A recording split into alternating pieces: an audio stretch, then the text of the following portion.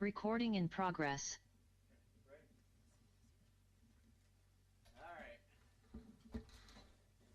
All right, the time is now 8:02. I call to order our special session today for Saturday, April 25th, 2026. For all of those that can, please rise for the Pledge of Allegiance. I pledge allegiance to the flag of the United States of America and to the republic for which it stands, one nation, under God, indivisible, with liberty and justice for all. All right, with that, Jason Friend called out today, and I haven't heard from Jennifer. Ms. Hogan, do you want to take roll call? Councilmember Burke. Aye. Councilmember Dowdy. Aye. Councilmember Freimark. Here. Councilmember Houston. Here. And Councilmember Friend and Councilmember DeLuce are currently not present. And Councilmember Michelson. Aye. Do we have to approve their absence and be gone? Motion to approve Jason's absence? Oh, you don't? Okay. Agenda approval? Anyone want to approve the agenda approval? Motion to approve agenda? Second. All right, Ms. Hogan on agenda approval.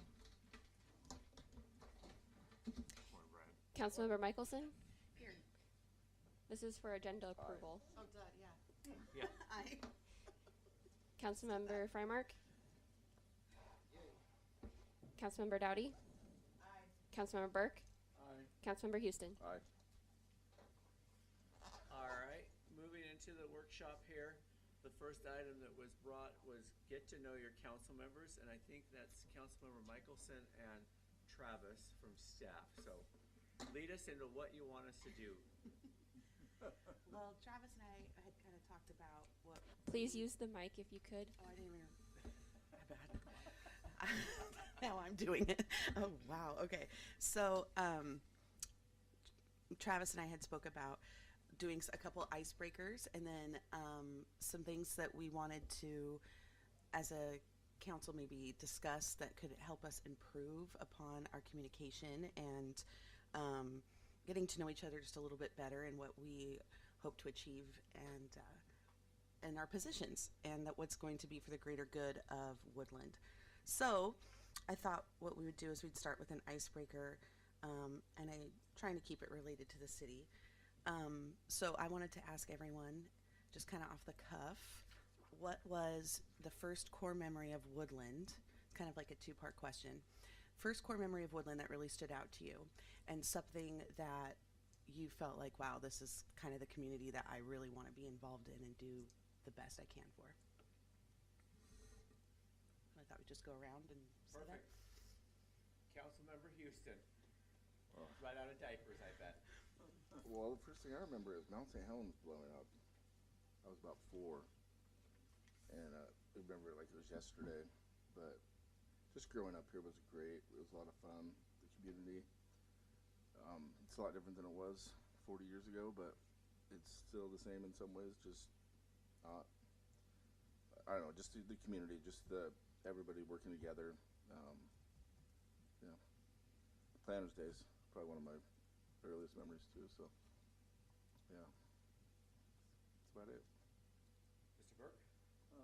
Been on here long enough, and I like being working with the people out there in the city, making yourself known, what we do. I think that's a good thing that we need to keep it going. I just hit that use of being here. It's your idea. It was my idea. I'm blaming both of you. I don't know, I think just instantly we got involved, like, the second day we even lived here, our kids were in softball and baseball and just being a part of the community instantly, like in the welcoming people, whether they were newbies or whether they had lived here their whole life, just that sense of community, and I would say Planners Days.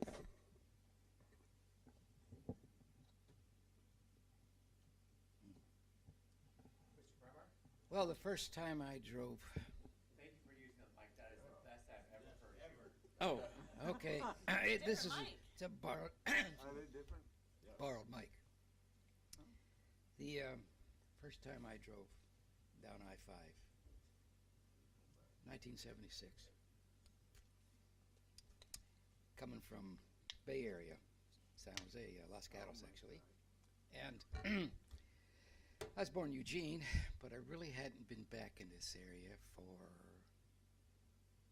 29, 40, 29 years. Got out of it.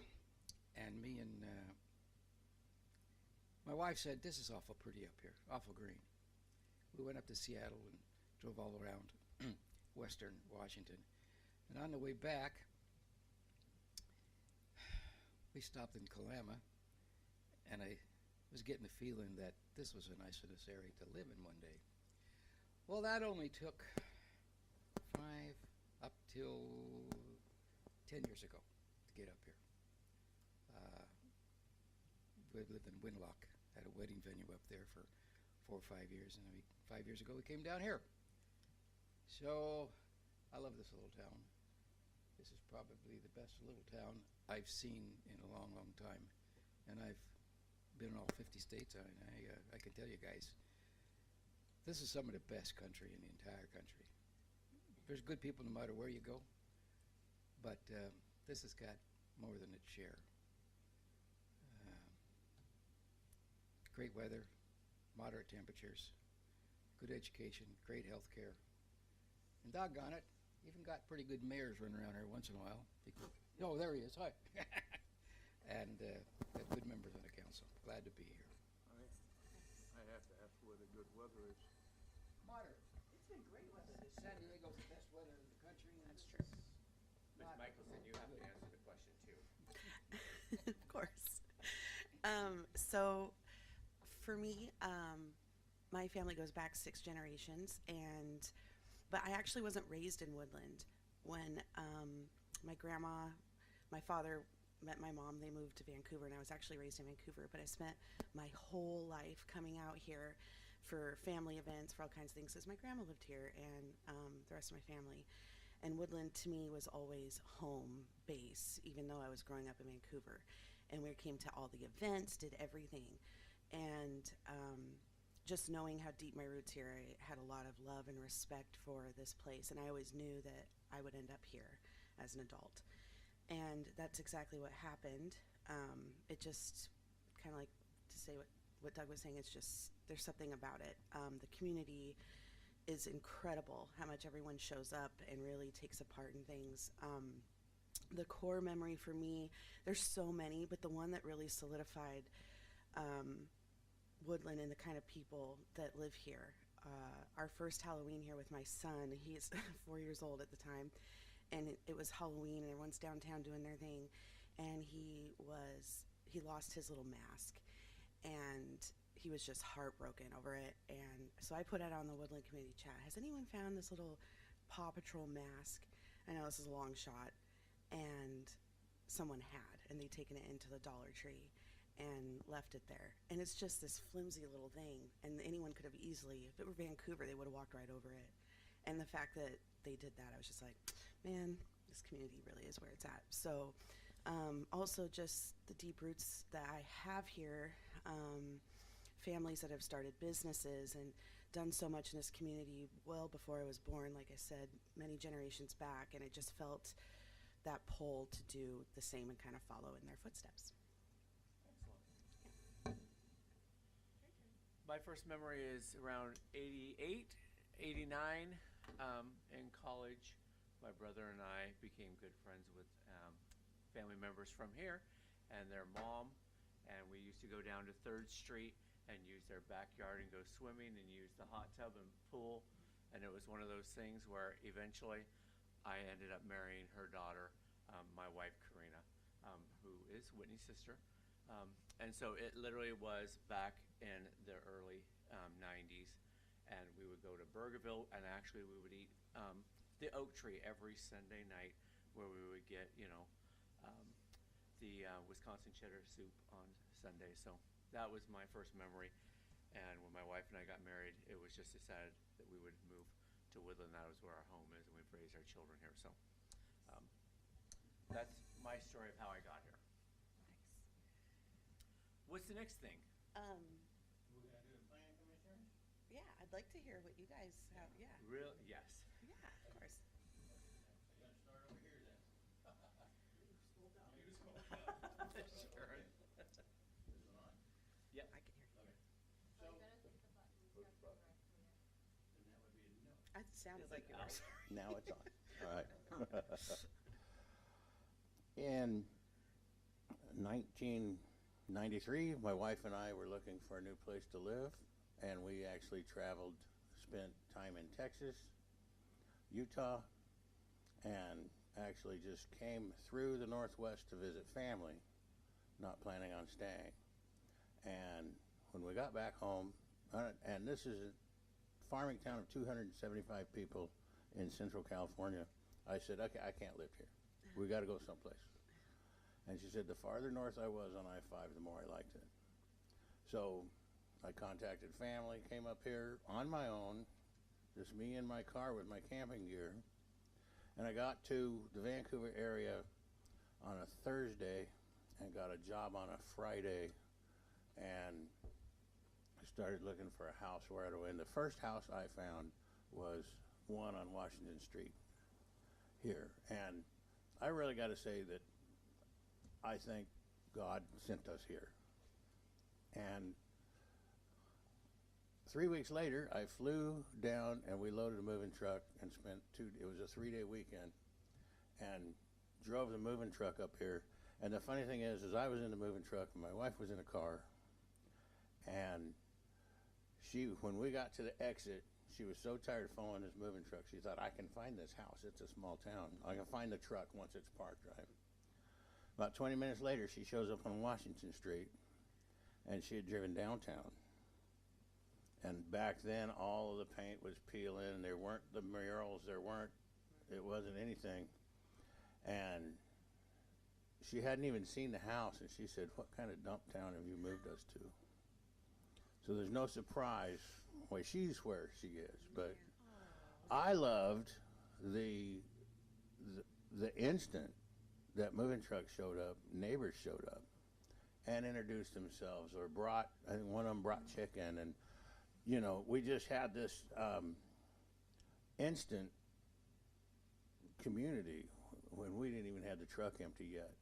And my daughter, who's 30 now, was 3, and we've raised our 2 kids here, and this town has just been amazing to us, you know, all through the networks that you have, the Woodland Co-op preschool and the Little League and everything else, you know. This town has given to us immensely. So that's why we're also driven to give back. So when you said you moved in on Washington Street and people showed up, was it the Flanagans and Adonica and those people? Were you down at the end? So no, it was, we were at 719, so behind us. Not Adonica, sorry. Behind us was a man named Leon Simpson. Got it. Okay. And Scott Brunson was across the street. Oh. And the people that lived next door, they actually had bought that house. He was building his own house up on Green Mountain, but there were still great neighbors next door. There was an abandoned house to the east of us, just run down to all get out. But yeah. This is why I like Woodland. I mean, Yeah. Exactly. And you say Washington Street, we can start. right. Oh yeah, for sure, without a doubt. So 719, still remember it. And it's funny because my wife, the phone book came. It was this thick. She threw it away. Thought it was an advertisement. Called the phone company and complained because she didn't get her phone book. Years ago, you didn't have to dial the 225. You had to dial the 4 digit. So anyway, that's and you know, like I say, my impressions just community, without a doubt, community. And anyway, I'll pass it on. Love it. Okay, my first core memory was my stepdad taking me fishing at Austin's Point out there, and then he drove his beat-up truck out there and then forgot that the tide comes in, and then the truck got swamped, and we hitchhiked back to Vancouver. This is the 70s, so don't do anything. Somebody picked us up. That's pretty community-minded. So, many years later, when I moved here, as far as when it dawned on me that how cool Woodland was, is I live at the end of Bozarth, kind of by the railroad tracks, and here for like a week, you just walk everywhere downtown, down to Horseshoe Lake. I can take my kayak and I can pull it on this little cart like a wagon. I can just walk down to Horseshoe Lake and dump it in the lake and then just walk back. It's great. I get goofy looks walking down the street, but that's anyway. Those are just my off the top of my head, my memories. What happened to the truck? His brother came and pulled him out eventually. So they didn't leave it in the river for very long. Sharon, yours, my friend.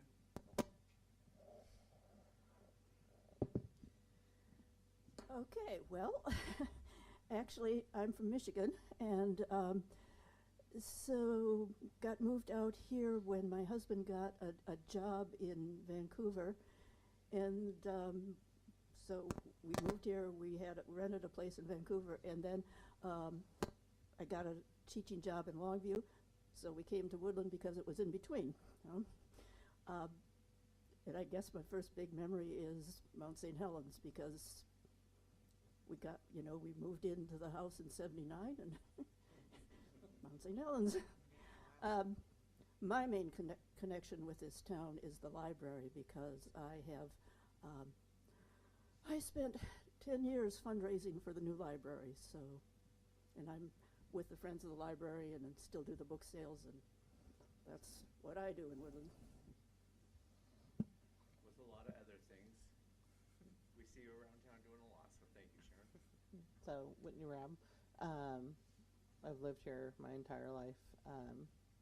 Our first family members moved here in 1880, and so came covered wagon from Susanville, California. Didn't like it up on Little Clamor River Road. Wagon trained back and then came back the next year and homesteaded on the land down in the bottoms, and have been here since. My first core memory probably is the old Woodland Presbyterian Church, because we always went there, and probably Clover Valley Church when they used the old one, and Sunday school was in the basement, and yeah, those were probably mine. Excellent.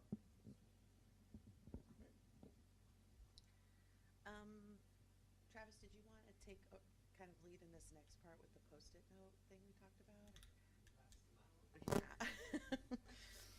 So I'm kind of piggybacking off what would the term be? This is just kind of a little thing that we can do where we Post-it note, and to write down a few, you could take 1, 2, however many, but some things that are important to you that you think need to be worked on, as far as like us as a council or the planning commission, thank you, that you think are things that are vital to, like I'd mentioned when we first started this, be more conducive, helpful, beneficial to the greater good of Woodland and to the dignity of our office.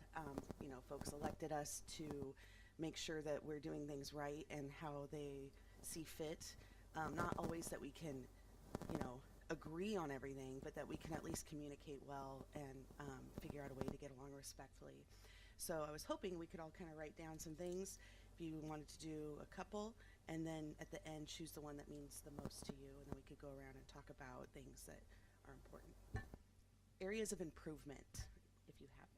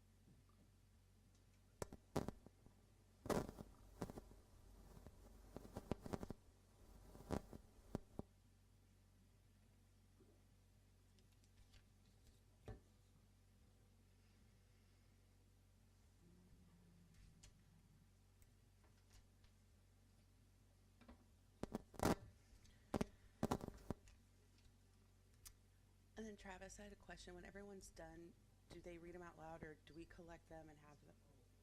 Okay. We pick one, right? Sorry.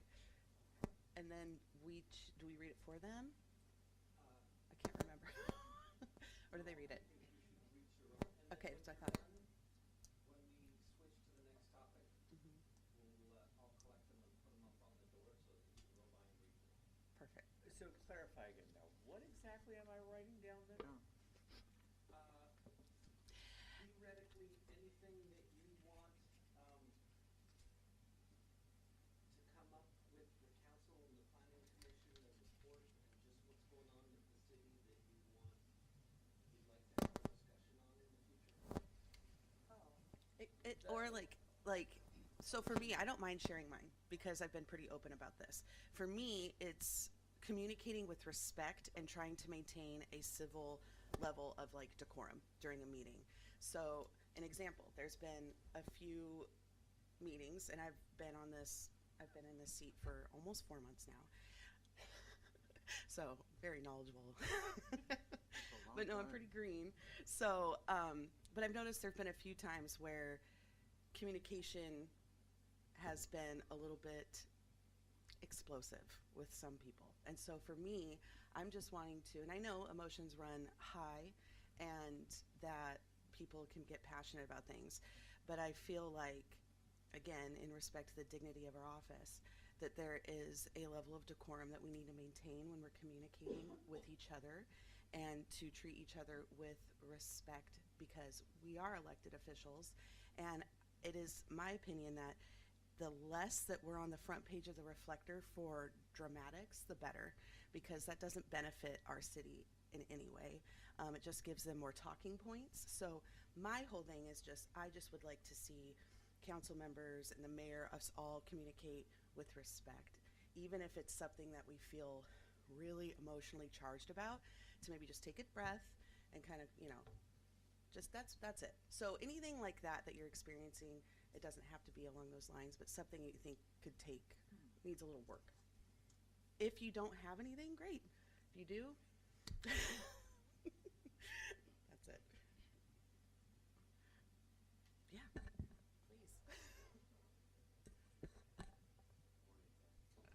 So I am going to kind of agree with you. That was my first thing, but also like the way we present ourselves in our dress and attire as well. But since you covered that, I'm going to say that mine is working with all citizens in mind and not personal agendas. That I think in the over 4 years I've been doing this, that I think sometimes that we get our own thoughts of what should happen and don't take all of our citizens in mind. So I think that's big for us to start remembering when we're serving this position.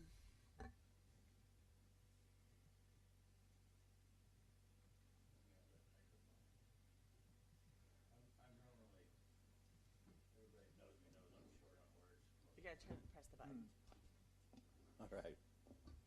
So, going back to one of the comments in the Get to Know Your Council Members where they said greater good, probably my number one thing that I would like to see the city work on for the greater good is the city's website and the ability to communicate to the public through that website. It's treacherous, especially for our citizens that don't already know the website. If somebody's coming in blind to our website to try to find information, it's not very well designed at all. It's not very welcoming. It's And interesting you say that because, Mr. Simpson, we get comments from other communities who have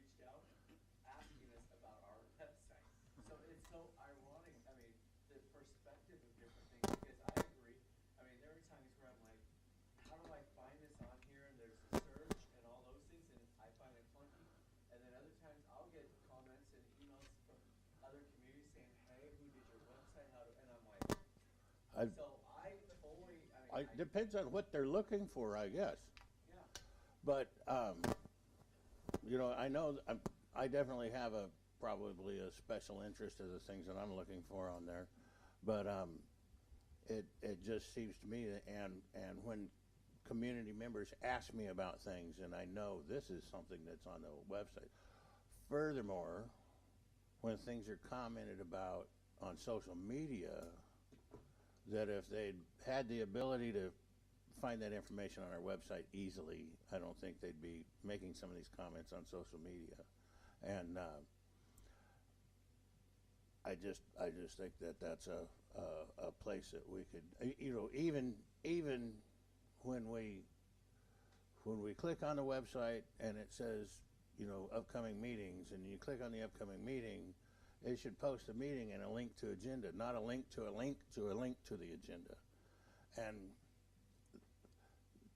that's, you know, they taught us in business school that when you're building a website, you have about, I think it's 11 seconds of a person's attention, or they move on to a different website. You know, I realize that's if you want to sell something, but a person has to be pretty diligent on some of our stuff. And I tell you all, go try to find our comprehensive plan, or have somebody that doesn't know our website go try to find a comprehensive plan. It's tough out there. So that's my number one. And not to speak for Jennifer because she's not here, but I know that that has been something that she has spoke about, and I think if she were here, she would agree. And also a stronger social media presence for the city. I know that was something that she had wanted to discuss today. I'm not going to elaborate because I'm not her, but that is actually something she was going to bring up as well. Or the not being on social media sometimes. That too. Well, you and I are probably the most active on social media, so. So let me ask you this, Mr. Simpson. You know, so, again, no right or wrong here, just my perspective with the website. Would it be good use of citizen funds to go pay to redo the website? Your opinions, your thoughts? Because, right, I mean, the reason I'm asking is because, you know, we're in the process with Tyler Tech. So we've updated, you know, payroll, we've updated our GL system. We're now in the process of updating our billing so that we can bring in-house billing for the water sewer. And so I think as you get the ERM system, you know, you get all of that finished, then it would be great, okay, to do the website. I mean, because there's only so much, you know, we have 5 or 6 employees that are in there and the technology. So that's why I'm just trying to press your button here. I'm no web designer, and Yes. I don't know what the underlying needs are of our website to be able to get the URLs closer, you know, to be able to have links in places that, so I don't know how to answer that based on not knowing how the website's already designed and not being a web designer. But it would be a good question to ask the designers. Do we need our system updated, or do we need our people that are putting the information in the system educated a little more? I don't know which Are one there it might be. Are there grants available for that stuff? I don't have any idea Yeah. what the grants available are. I worked with websites a long time, and it's almost hard. I mean, you need something, you want to find it quick, but it's impossible. I don't think it's possible. Well, I mean, I whether, like I mean, said, I have my specific things that I look at, Mhm. and specific things that I do. But I also, you know, am doing. Okay, thanks for the. Don't be shy, Steve. I'm glad you got the black shirt memo. Lewis County, which doesn't have a giant budget, the things I need at Lewis County's website, which looks like a real plain Jane website, but all the links, everything on the page is a link. Kalama's website looks more like a town hall than a website. It has the city on there, but it has like every other agency. People can go there and get a lot of information. So maybe the first thing is you guys as a council going shopping around on some other websites and saying, I want to find their this or that and see, you know, how it correlates. Because I will admit, I'm pretty much only looking at code, you know, to do whatever I do one way or the other. And I would really like to see our comp plan right up there on our list with our, you know, where we can do a drop down and get the city code. I'd like to see our comp plan right there. Maybe that would, some of these people that say we're poor at planning, they could at least go read a comp plan and see that we have been planning for a long time. So I will take that action. We can go ahead. I was gonna say, what about an app for looking up code and different things like that? We don't have a mobile app for the. We don't have a mobile app. Again, the reason I will go look at this and have staff, I'm gonna press, you know, when we get to social media, I have done more analysis paralysis on that social media deal. So when people say, oh, we want, you know, all this presence, so the staff, and I look at Amanda over here, has posted roughly 33 items, 34 since the first of the year on our deal, from meetings, that are upcoming, different things. I see Kim sitting here in the audience. I know Mr. and Mrs. Smith are online watching. Okay, I mean, it doesn't make a difference. And then when you go online and you look, it's this, you know, we say, oh, all these community members. It's the same 40 or 50 who are on there. And then if you go look, I don't care if they live in the city or where they live, have at it. They're all welcome to come, chit chat, be part of the dialogue. I'm all part of it. So then you reach out to them, and I try to, and I'm not putting Miss Kim over here on the spot. I talk to her, you know, pretty frequently, and encourage people to come. Encourage them to be engaged here. And I can't find things here, find things there. Try to get them to come to the city. Try to come. I mean. well, yeah, and it's not just the social media people that I'm, you know, referring to there, although I would like to see them have more answers. But it's just kind of an in general. Yeah. And that's why I say, I mean, as we're progressing with the technology and updating our systems and getting things, you know, so that we're in line with the state auditor, so that we can bring in, you know, billing, utility billing. I see those as the big priorities, because those influence all 2,000 meters in our city. Having that all in-house instead of, you know, being sent to Texas. That drives me nuts. So that's the reason I'm pushing that, because I look at that as a bigger technology issue for 2,000 people, rather than maybe 40 or 50 people who are going to hit our website a month. So. Come on up here, Kim. Come on. I'll just stay here, okay? But I come out of technology, and just listening to your conversation, it sounds like you're talking about the user interface, and there's two distinct conversations.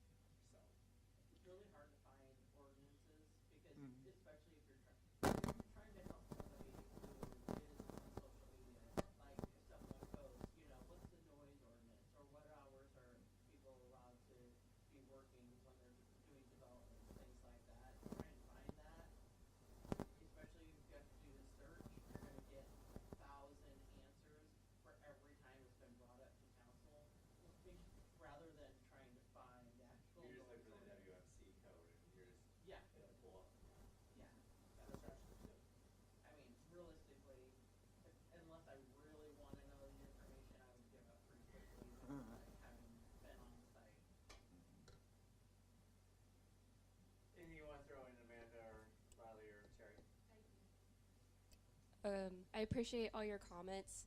Like Todd said, we've been working, trying to get the city updated with technology that they're so far behind. The website is something I could definitely think can use improvement. Back when we had our old website, I don't know if any of you are familiar with our older platform. They basically copied and transferred it. And so as we're coming across old stuff, trying to update it and link it, we're doing that along with a lot of these technology projects. So it has been a little bit of on the back burner, but open to recommendations. Feel free to email me like, hey, I can't find this. And usually when people come to me and say, I can't find this, I'll find the information for them, send the link, and then I'm also making sure that we are making it easier to find. So making sure search terms are appropriately in there. Whitney did bring up a really good point about our code book. I'm actually working with them because I'm super frustrated with it. Sometimes I can't find code language. It will pull up everything that I'm not looking for, and I know it's a code somewhere in our book. It's just the search terms are not coming up correctly. So I am actively working with them right now on fixing those issues because they even said that that's an issue. So that is something we are working towards, and we're also, I'm working with, I know Travis has been doing a lot of code rewrite and updates to more of the planning and building codes. Terry and myself are actually working on the financial, revenue, and personnel stuff right now, so we're making it easier to find things in our code language, and we're also putting all of our ordinances there. So I've got staff going through and making sure all of the ordinances that have been adopted, including the resolutions, are on the code book. So there is a section there where you can actually just see the codes or the resolutions and ordinances that and not in the WMC form of it. So we are working on that, but any improvement that you guys want to see, please email me because their feedback is really important for me on what direction we go after we import utility billing back in-house. That's my next big project, is making this easier. And I'd have to say, like, looking at other cities' websites, trying to find their codes are not necessarily any easier either. So I don't think that we're behind. I think that everybody kind of sucks in general. But What I've noticed too with our ordinances and resolutions on the code side of things, which is MuniCode is who we partner with, which is a lot of Washington cities do, so we're not the only ones with them. I've been working with their IT department to make these searches a lot easier, but also when you're looking at just the resolution list and the ordinance list, that the titles are actually accurate. I've come across so many times where the title, you read it and doesn't seem like it correlates what actually the ordinance is saying. For example, it would talk about petty cash, but it's talking about revolving change funds. Two different things. And so just getting those name changes and working with them as we're identifying them is going to also help with the search term for the code book. The other thing I'm working on is Travis and I were doing a lot of like the helpful handouts. So we have a helpful handout page that we started, I believe it was last year or the year before, where a lot of people, when they come to us and they're talking about, oh, I can't find this code, so it's like a common question. We're making a one-pager handout and putting it on our handout page. So we're trying to get that updated. So that's something, for example, that we get calls about tall grass. When summer hits, spring hits, we get calls about tall grass. So we made a one-pager about tall grass, and that we'll start running that as an ad on our Facebook page so that the code language is there, as well as like just a general notification to the community like, hey, pay attention to your tall grass, this is our code. So as we get the common questions, we're writing those down and trying to make the helpful handouts as well as another way to help get that language out there. So you brought up a good point about construction hours. That's something that we're gonna start doing. I think we already have one, but I think it needs to be slightly adjusted and approved a little bit and then reshared a bunch on our Facebook page and website. And loose dogs. I mean, Loose dogs is another one. There's, during summer comes in, there's things. But yeah, anyone, citizens, planning commission, council members, please email me, because if you don't email me, then I have no idea that this is an issue for the community. I so think is there a handout? Are you saying that like this is how you best use the website? We can create a handout for that. We don't have one right now. The handouts that we do have is like during 4th of July, we have a firework one. So we post our firework code and we continually post it about firework sales. We have one about tall grass. If you typed in, and it's, I think, a common link on our menu page where it says helpful handouts, it has all of our handouts that we've just started collecting. and then we'll start sharing like on Facebook as they come at certain times of the year. So like fireworks will be during the fireworks season, tall grass during the growing season, the tall trees keeping right-of-ways clear. We have one about those as well. I think, So- Because if there's a good way to, like, a simple way to use the website, that would be a great link to have at the very beginning. Like, if you're trying to find something, this is the best way to use this.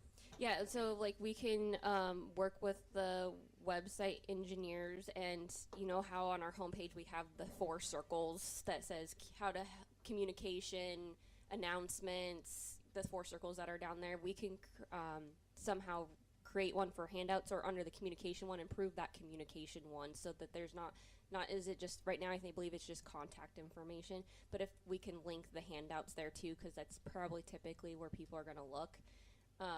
But if you come across websites like, hey, this website was really easy to use, I like how this, or like I like this part about this website, send that website to me and explain like I like everything about this, or I only like this part of the website, because that's going to help us shape our website. Just To out of improve it. curiosity, It's hard and to not do to a lot change the subject too much, but when somebody applies for a business license and get a business license, do they get a packet of handouts? Where No, like our so- sign code and So the business license is all done through the Department of Revenue. The city doesn't really touch it, except for Travis gets an email saying, hey, this new business is in town. He checks the zoning codes to make sure they're zoned correctly and they're not in any violation of city code, and then he just approves it. Then the state tells the business, yep, you're good to go. Here's your license, expires on this date. As far as businesses coming into town, there isn't a packet yet that I'm aware of. okay, thank you. I think, So just what Travis said, for those that couldn't hear online, is home occupation businesses do get a letter handout explaining what their rules and regulations are directly from the city about what their rules and regulations are specifically. But for just generic commercial type businesses, there isn't one at this time. But usually those businesses are well aware. They're already in City Hall asking all this information. We haven't come across it as an issue, but if it's, you know, like I said, when we get people in the door and they're asking the same question over, we're like, okay, we need to figure out how to way to get ahead of this so that we love people coming and visit, but less people coming to visit. They should be able to find the information on our website easily. Excellent. Okay, and then I think Terry had something to say real quick. Amanda covered most of it. I just wanted to say thank you. We are working towards making improvements. Since I've been here, we've made a lot of improvements, and there was improvements going before I got here as well. So we really appreciate the feedback. But I think Amanda covered the other things. no, it's okay now. I mean, I was just gonna make a comment, you know, it's kinda hard when you got 1, 2, or 3 people trying to take care of a website. So, I mean, it started off great here. I mean, it was easy, I thought, when I first got on here. And now it gets a little harder because you're not used to it. You know, you get used to something, then it becomes, so action item is Amanda's gonna look into it. If you guys see things, improvements, shoot her an email. But again, obviously, this is tied in it's not long-term just, with yeah, our it's, in-house billing and Tyler Tech and, you know, our other technology needs of the city. So, it's not hard to. Let me just say something. Mayor. I've been IT since 1968, working for IBM. Last 30 years, I've developed maybe 15 different websites. Are you? Guys, this is not a bad website. It could be a lot better. 2 things that I would recommend is a better search engine. The criteria you put in there is not coming up with most latest and greatest in that category on it. That algorithm needs to be modified significantly. And then the other thing is a sitemap on the very bottom on all good websites. You want to find something, go down to the very bottom of the first page, the home page, and it'll say site map. And that link will take you, it's a massive page that might have 50 or even 200 different links to departments, to personnel. One page you can have, where do I need to go from, rather than using a search engine. That's the single best addition I can recommend to the city, is to have a site map that someone incorporate that with somebody who's done that before, because that can be slick as grease light. You will never regret doing that. all right. appreciate that. Again, reach out to Amanda if you have some.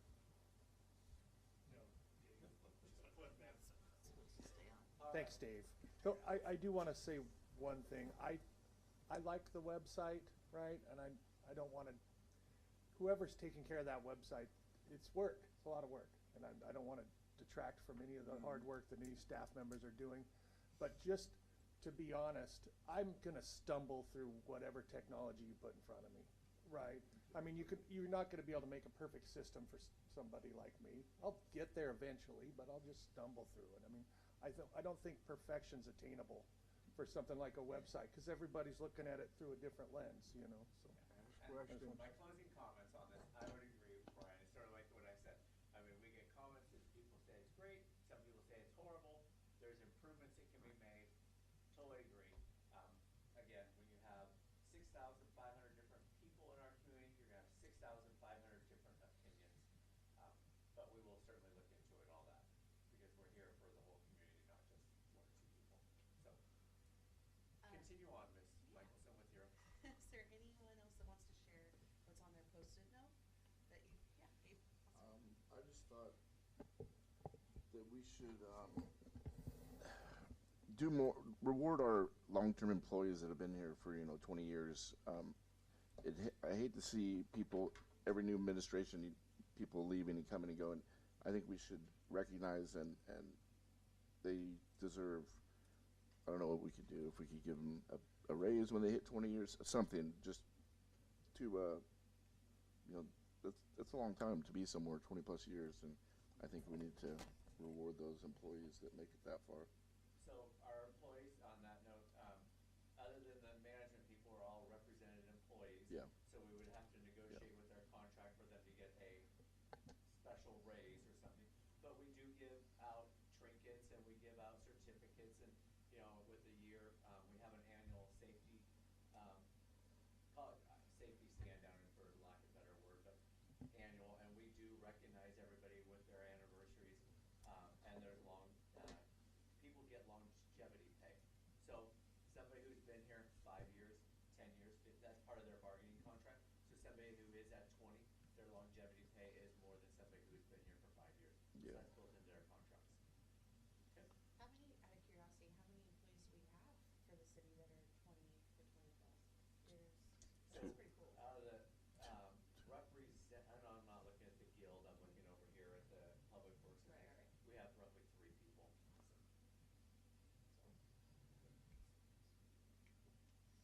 When you need recognition, do you mean like, we post something? I don't know. I just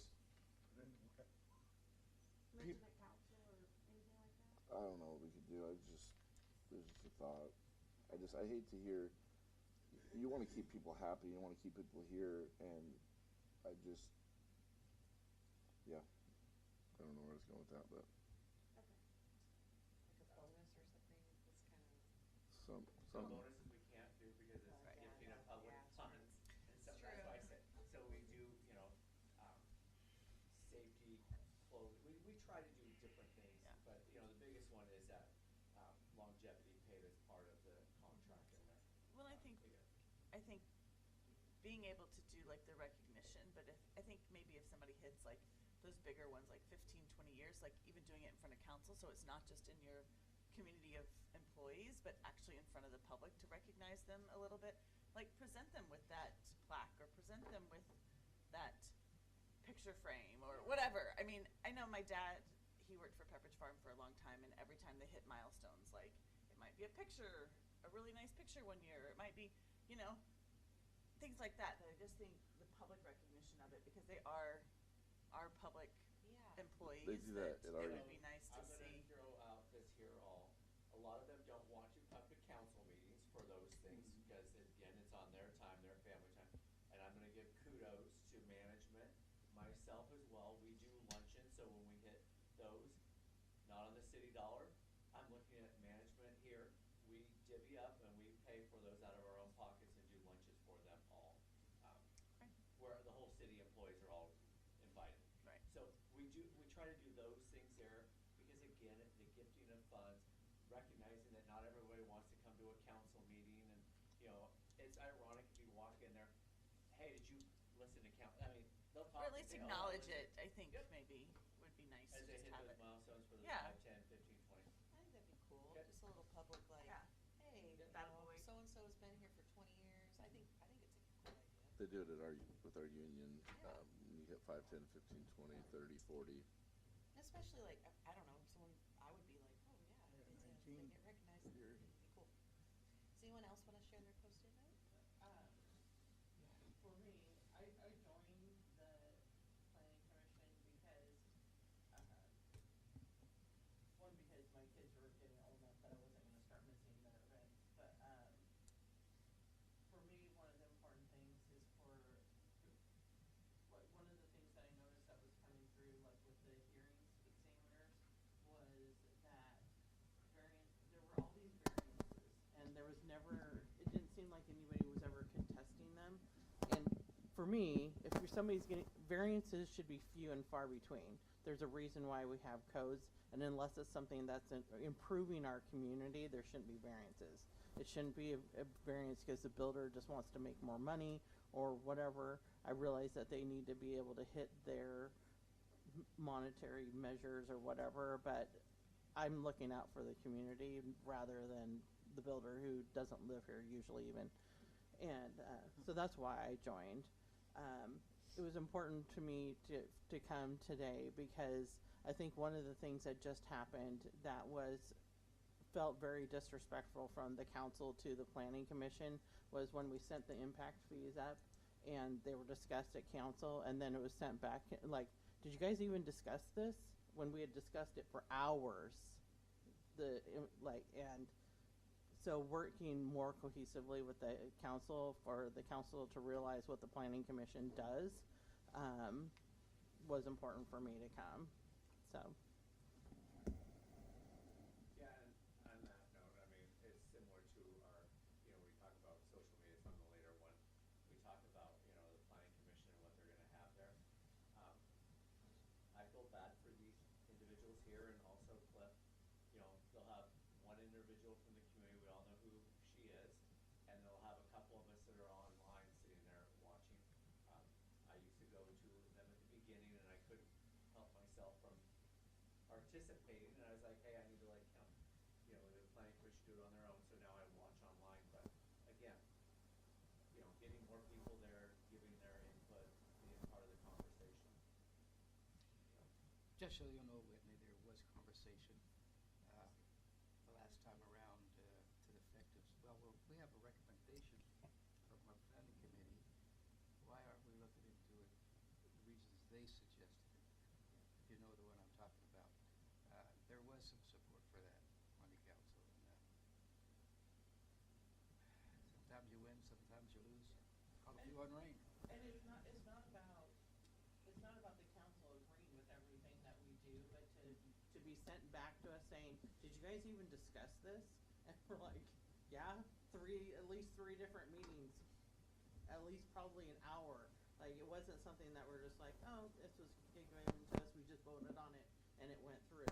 And so, and at the same time, we don't want to be doing hours worth of work that you guys have no interest in at all. And so, like, there's a lot of code language that's going to be coming through that as we're updating the codes, and if you're interested in it, I would say, like, make sure you're paying attention to what's coming through the planning commission, because all of it's being discussed and reworded and retooled. But it's just kind of a respect thing. But like, when something gets, and if you want to send something back, like some help of what you guys are looking for is helpful as well, because otherwise we're just guessing what you guys want again and to send it back through. Can I say We're pretty honest about what we felt. And it wasn't you guys that we were questioning. It was more that we wanted to see how they got with their number, the school, not the planning commission specifically. So it wasn't really that we didn't agree with or thought you guys looked into it. We just wanted more details about it from them on their side. Right, but we had actually went through all of the formula, everything in detail in multiple meetings. See, but we never did. We didn't know that Yeah. So I think that was the. So. We didn't have the applicant at the first couple of meetings, and I even asked if, you know, the planning commission even wanted to discuss it without the applicant there to answer the questions. And then when the applicant showed up, it wasn't with the person that put the formula together and came up with the number. And, you know, I tried really hard to communicate the point across that we really need the applicant there to back up the information. And we just, you know, as you guys didn't have it either. You know, so I see that taking a different approach now, and I think that's good because that's really, you know, big numbers, and all the right people behind them should be there. That's how I felt. So, It felt like this should be something, like, I know we all have our different meetings, but, so there were things like, and it was not meant to be any form of disrespect to you guys at all, and your hours of work at all. It wasn't that, personally for me, that I'm against impact fees. That's ridiculous. We have to have them, and I am for them. It was just trying to understand that significant jump. And I felt the same way. Like, we need, if, you know, like, basically just yes to what you just said. You know, so again, it looks like we're gonna revisit that anyway, so, we'll see. But no disrespect ever. I'm very big on respect. That's why I wanted to have this workshop to talk about, you know, mutual respect and, so, but it's good for me too, because like I said, I'm brand new at this. This is only my 4th month in, so. I think sometimes you have to look at the appearances of things too, because already when you started out saying that you wanted to make sure that people are heard and respected, and then when we were at the beginning of this, you and Todd sat and talked throughout a whole thing where people were having a hard time hearing because like you guys were talking, and like other people were noticing the fact that you guys were having this whole private conversation when other things were going on. We were laughing about the internet usage. Sorry. I don't mean to disrespect anybody. I'm just saying that's what it appears like, so. I've been working, you know, with Travis to make sure when, like, we have some code change stuff coming your way based on some state requirements, and that we send findings with them. We don't just send the code change. And when those come to you, I hopefully will be able to approve, you know, the findings before they come to you, so that you'll have an idea, you know, that we spent 3 meetings on this. We had testimony from X amount of people. We had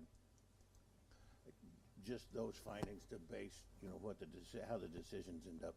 Hopefully that'll help you guys, you know, with some simple reading, and then if you want to dive into it deeper, it gives you a direction. I will challenge one thing you said, though, Ms. Rapp, is when you said what you guys want. Again, 2 separate bodies here, so the planning commission needs to do their thing, and then the council needs to do their thing here. So I just want to make sure that there's, you know, it's, hey, what do you guys want? Because otherwise, then the planning commission just becomes a rubber stamp, and that's not what this is about. You guys are, you know, your own form of body and that kind of deal. So I want to make sure that is clear.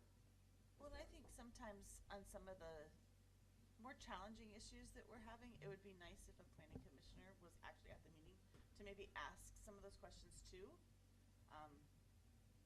And I know that takes more time out of your thing, but I mean, sometimes when it's a really hard topic, like when it came back to us the second time, maybe to have somebody there that could have answered the questions. And I know you've been coming to some meetings, so I think that that's important, but I think just. And I'll let you know whether I'm representing the planning commission or if I'm representing myself and what I feel personally is for the greater good. And typically, if you're asking questions about something we've sent you, it'll be me representing the planning commission. But you know, I spoke on the marijuana thing. I spoke on the tap house thing and stuff, and those are me feeling the way I think Woodlanders feel, you know, because that obviously had not gone to planning commission. So it'll be. You said your name was, you know, Davidson, community member. So Yeah, and you know, we obviously, like the tap house thing, hadn't discussed it in planning commission at all, and you know, we're not emailing these things back and forth or anything, so. And what you said at that meeting was valuable. I mean, it really was. Didn't it make the paper too? I think it did. I don't know, as long as Donna Butler says you did a good job, I'm happy. Can I say something? I just want to say some things on social media that have been going around just completely, I don't even know how, but people saying that our pockets are greased and we're taking bribes for certain things, which is, Where you get the money?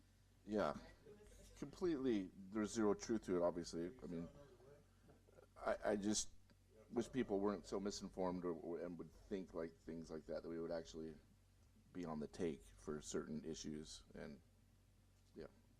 It's a classic one. Yeah. All the time. Just like, I think that's just common with people. Yeah. I haven't got my hours.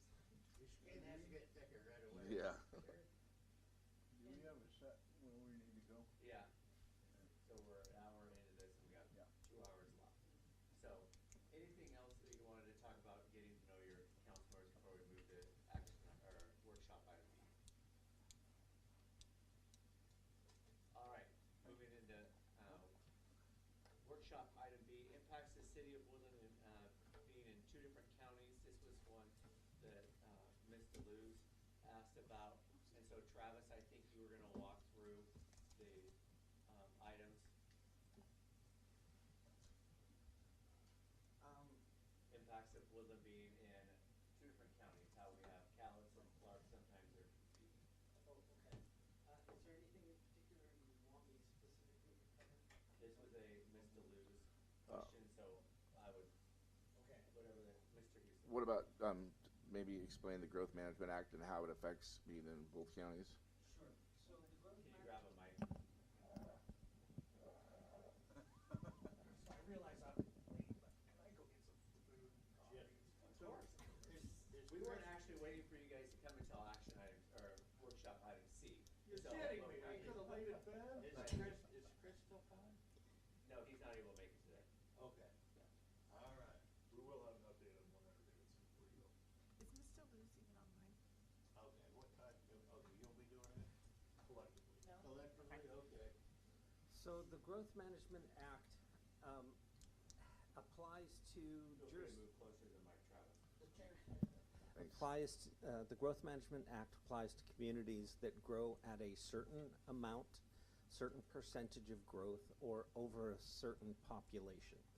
And Clark County is a Growth Management Act jurisdiction for both population and growth percentage. And it is fully planning under the Growth Management Act.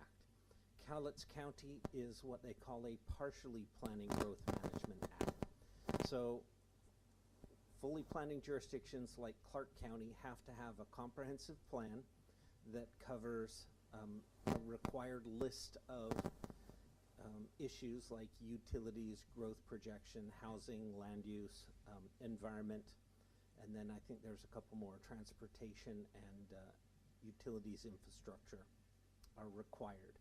Cowlitz County is a partially planning jurisdiction, only has to have critical areas and a comprehensive plan. And so it has much lower planning rates or requirements. When the Growth Management Act was approved in 1991, Woodland was specifically identified by an Attorney General's opinion, and it was supported by the Growth Management Hearings Board that because we had a toe in Clark County, Woodland was going to have to fully plan under the Growth Management Act. The question that often comes up, and that is, can we get out of the fully planning growth management requirement? And the answer to that is no. We would either need to kick the portion of the city that is within Horseshoe Lake, we'd have to kick it out, and I'm not sure what the legal mechanism is to de-annex or unincorporate that area. Or the other option would be to change the county line so that it follows the Lewis River instead of Horseshoe Lake. and that would require a statewide constitutional amendment to change the county boundaries. So really, there is not an option for that. You think they would have, when the river shifted, that the line would have shifted at the same time? I mean, that would have been so simple, but. Yeah. Well, and they probably didn't because they realized to do a statewide constitutional amendment, you'd have to get a supermajority of the entire state to agree with it, and it wasn't worth the effort, the Herculean lift, to try and get that on a statewide ballot. So with that fully planning comprehensive plan come certain tools like the impact fees, and really the fact that we have a more complete comprehensive plan than Cowlitz County might have, and we have impact fees. Really, those are the two biggest qualifiers. Now, if we are compliant with the GMA, there are grants where we get additional scoring points because we are fully planning Growth Management Act. So there are some other benefits, but really the average citizen won't see the difference. Do you have any specific questions other than that? How many places are like that? So my understanding is there are 4 cities that straddle county lines, but we are the only one that straddles planning and non-planning counties. So as a result, the Department of Commerce, who does the growth management work, they recognize that we are the outlier, and I'm always calling them with problems and issues they need to address, and because we are an outlier, they're reluctant to say anything, so mostly we cut corners and they ignore us because we are the only one that's going to use that loophole to our advantage.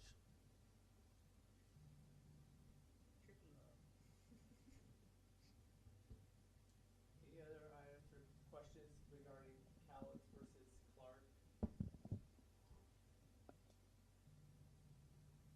I mean, I know that we move things on our agenda once in a while and put them on there. I mean, questions have come up. Hey, is this being driven by Clark?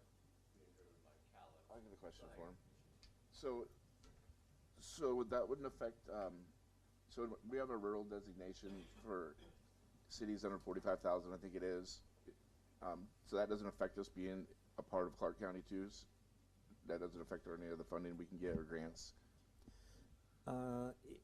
Actually, it does not, because most grant most grant applications allow us to enter a county, and if we enter Cowlitz County, We still get the Yep. rural designation?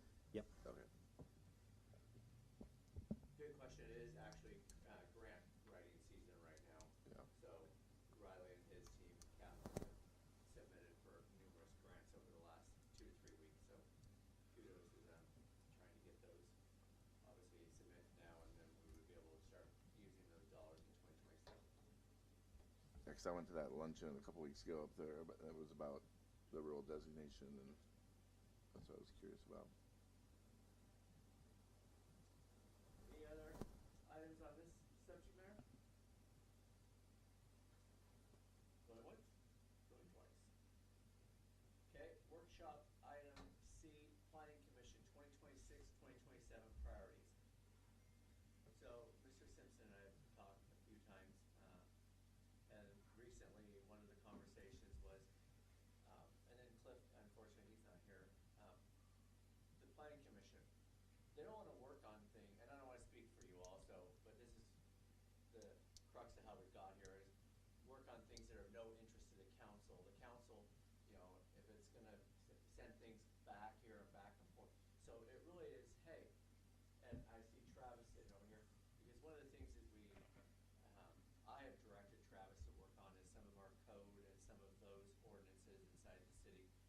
There are older, outdated code enforcement items, you know, that Retta works on, is working on old code, whereas we could be updating that code. And so it was, hey, let's have a conversation with the Planning Commission and us and make sure, are they working on things, and having Travis come forward with items that are of interest and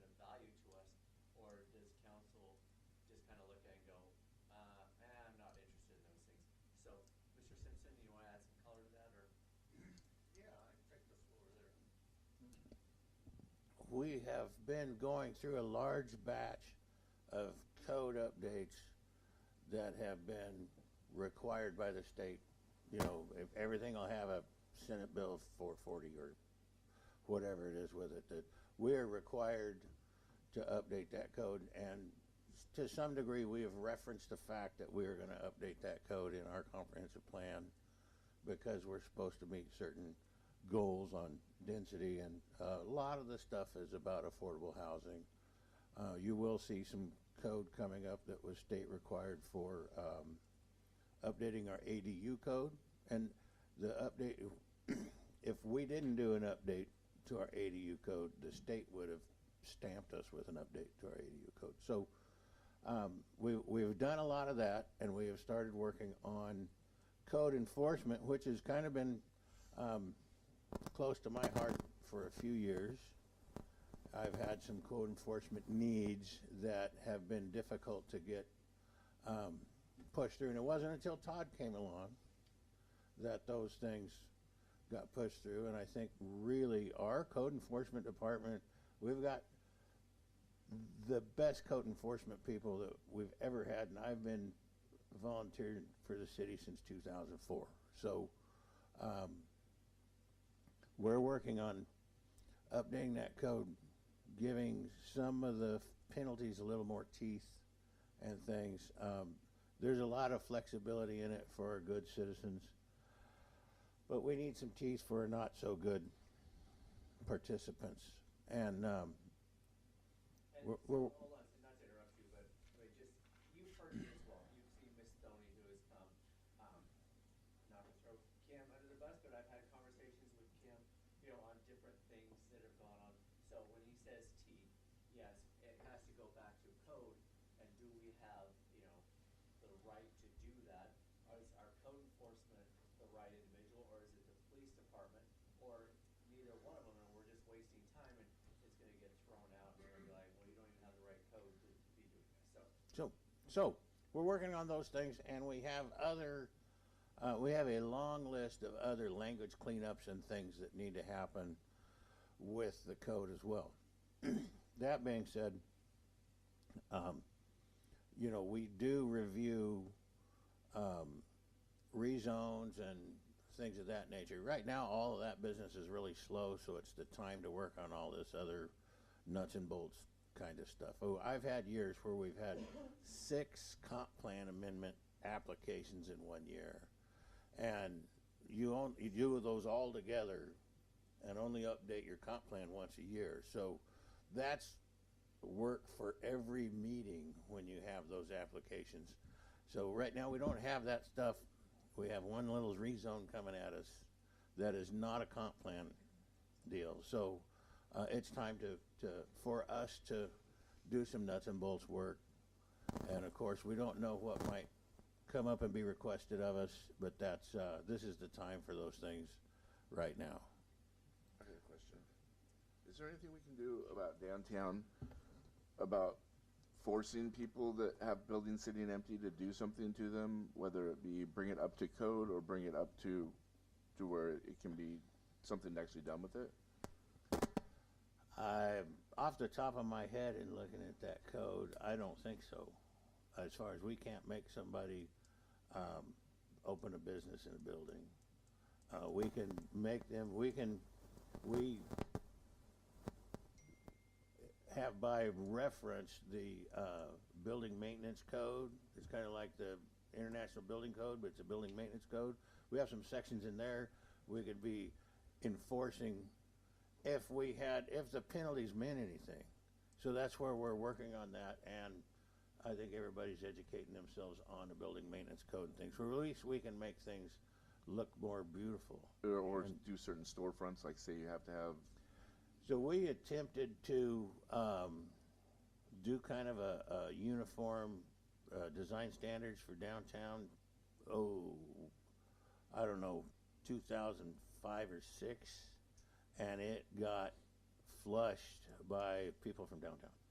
It got the rumor mill before the internet, but the rumor mill spread on what it was all but communism, you know, and it was just like, hey, we kind of, you know, if your place, you know, if a car drives through the front of it, you know, you can't just board it up, and you got to do, you know, you have to have had more than 50% loss to change this design and things like that. And JJ probably remembers it, but it got thrown out. And I'm talking 9 months worth of work, a whole lot of staff hours, a whole lot of cost.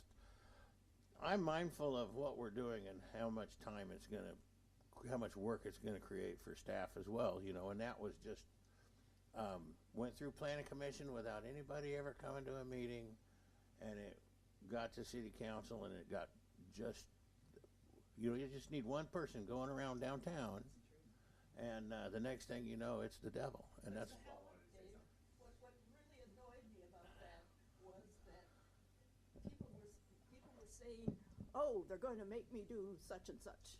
Yeah. And there were all sorts of ways that it could be mitigated or appealed, or, you know. How long ago was you said it was before the internet? The internet was here. Early 2000s. Okay, I don't. because I'm just throwing this out there.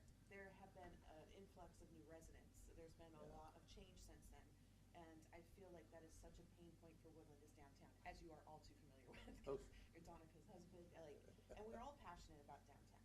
So I appreciate what Gabe is saying, because when you're talking about that building maintenance and things like that, the established businesses that are down there and they're maintaining, but then you have those buildings, they're just kind of sitting. And I don't want to put more work on you guys at all, and it's just a good brainstorming opportunity.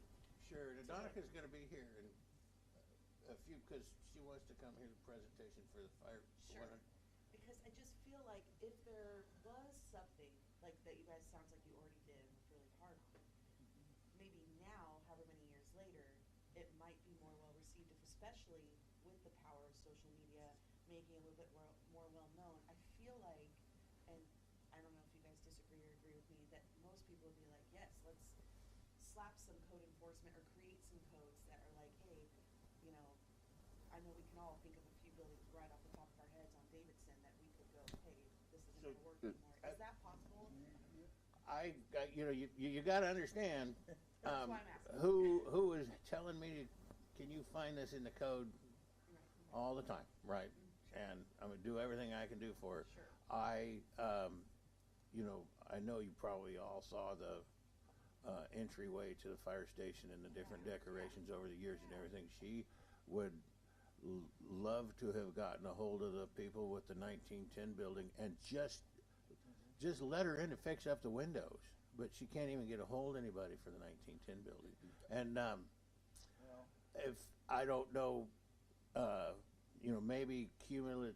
I really work hard to stay in my lane there, but there's been attempts to let's at least make it more attractive, even if it's going to be empty. Let's make it more attractive, and some of these building maintenance codes may help with that when we dive into them. I think you need that. That 1910 building was built, how many years ago? Up to code. And they couldn't provide water to the sprinkler system because we didn't have enough piping. It wasn't big enough. And that caused a problem. And it's probably never be open. I think if you do it in a way where people don't feel forced to do it, you know, it would be more well received versus, you know, a penalty. But make them feel like it's not just the city forcing them to or people forcing them to, that they actually want to do it. And if these people could, if these people could be contacted, I think, you know, part of that solution would be done for them. Yeah. Let's just, you know, we could work with a historical society, get some pictures or copy some pictures or something in the windows, you know. Just allow us we need to to get in highlight our other attractions like the lilac gardens and things. There's a lot that could be done there, and that's not my lane. But the attempts have been made. Yeah. You know, that process has been attempted, and I'm sure they still will attempt it. But I know that to do it at no cost to the building owner, there was people willing to raise the money to get it done, you know, so it wouldn't even be a cost to them. So Ellis Island, right? Ellis Island Casinos is the actual. Yeah, you can't get, yeah. Well, thank you for all you do. I mean, I- seriously, I know it's not my codes and the, well, yeah. You're welcome, thank you guys, but going back to greater good, it's about the greater good. Those are the things we're working on right now. I think we're all eager to hear if there's new items or goals or anything you guys, would like us to. I would like to get a feel for something, since I have the microphone. We have a complaint-driven code enforcement system, and I went to the Belmont Loop RV hearing, and the hearings examiner asked the question, why is this taking 3 years to come back? And it was, well, we're a complaint-driven system. So I would really like to hear some guidance on should we stay a complaint-driven system, or should we have a line, like we're going to leave tall grass complaint-driven? We're not going to turn I really don't want to turn our code enforcement people into the bad guys everywhere they go, any worse than already getting sent there. But in the same token, when we have obvious sign code violations or things like this conditional use permit, that we waited for a complaint to enforce the thing that's on our conditional use permit, should we set a line someplace there? I- I'm gonna jump on the RV piece here. Can I say something real quick before you get into that? It's just real quick. I think with the complaint-driven thing is it's got to be across the board, because there's a lot of things that get people don't say anything about for certain things because of who's doing it. So I think it needs to be across the board. Complaint-driven. Some people might complain about certain things, but they won't if this person does it. But if this person does, they do complain about it. So I think if it was, I would rather have it not be complaint-driven and actually have a line drawn where you can take action or. So the RV piece, again, kudos to our new code enforcement individual that we have. When I came in here, 2.5 years ago, it was one of those things where with a, CUP, we should have been following up on that anyway, not doing code enforcement, not, being driven by a complaint. Hey, if you have a conditional use permit, we need to make sure that it's being followed here. So we've changed that piece a little bit, and, Travis hears from me regularly about that Belmont Loop piece down there, because again, that's when we don't have to, and we shouldn't be sitting around waiting for someone to say, hey, what's going on here? It's been loud and clear by those business owners down there that, hey, they do not like having an RV park there, but let alone they do not like having lawn parks. So that totally different deal piece here.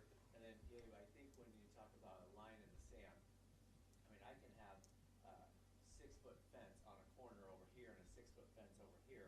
And if this neighbor complains about the 6-foot fence on the corner over here, okay, they will, code enforcement goes and takes care of it.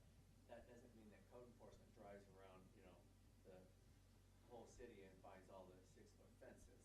So, I mean, that's where that, but if somebody complains about this fence and this fence, both on the corner of the 6-foot fence, then the treatment is the same for them. Yeah, I have a question about the conditional use permit real quick. Is that something that's not typically used for like a permanent long-term deal, right? Why are they having to do a conditional use permit? Travis, do you want to go through that whole? I always thought that's a temporary thing, just to meet certain things, but not locked in forever. I mean, are they gonna have to operate under a conditional use permit forever? It is for uses that are kind of above and beyond a normal use, so it might require special conditions. Okay. Which is why they call it. But Yeah. it is theoretically permanent, but it does say they need to do annual check-ins, and if we're not calling them, they never come back and Yeah. check with us. Okay. So Gabe, on that one down there, when I hear the word conditional use, I think of conditional, meaning there's conditions that they have Yeah. to provide us.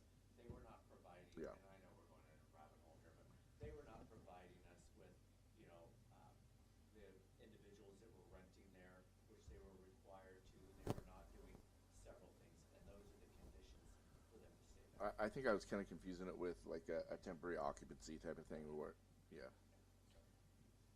Well, and I also want to say with, you know, the RV park specifically, I started before it even was opened, kind of tracking it, but it kept getting held up because of the one on Lewis River coming back and wanting to be long-term. So then we pushed it back because it was looking at everything. And so it may have been complained about before it was even opened, but because we kept having two that we were trying to find the balance between, they kept getting pushed back on what they were required because they got pauses. Correct, Travis? Because the other one was getting pauses. So it took so long because it took so long to get through the entire process of getting the other one their But once conditions. we let it go long-term, and the other one was once we both were letting long-term, that's when it got into this nuisance.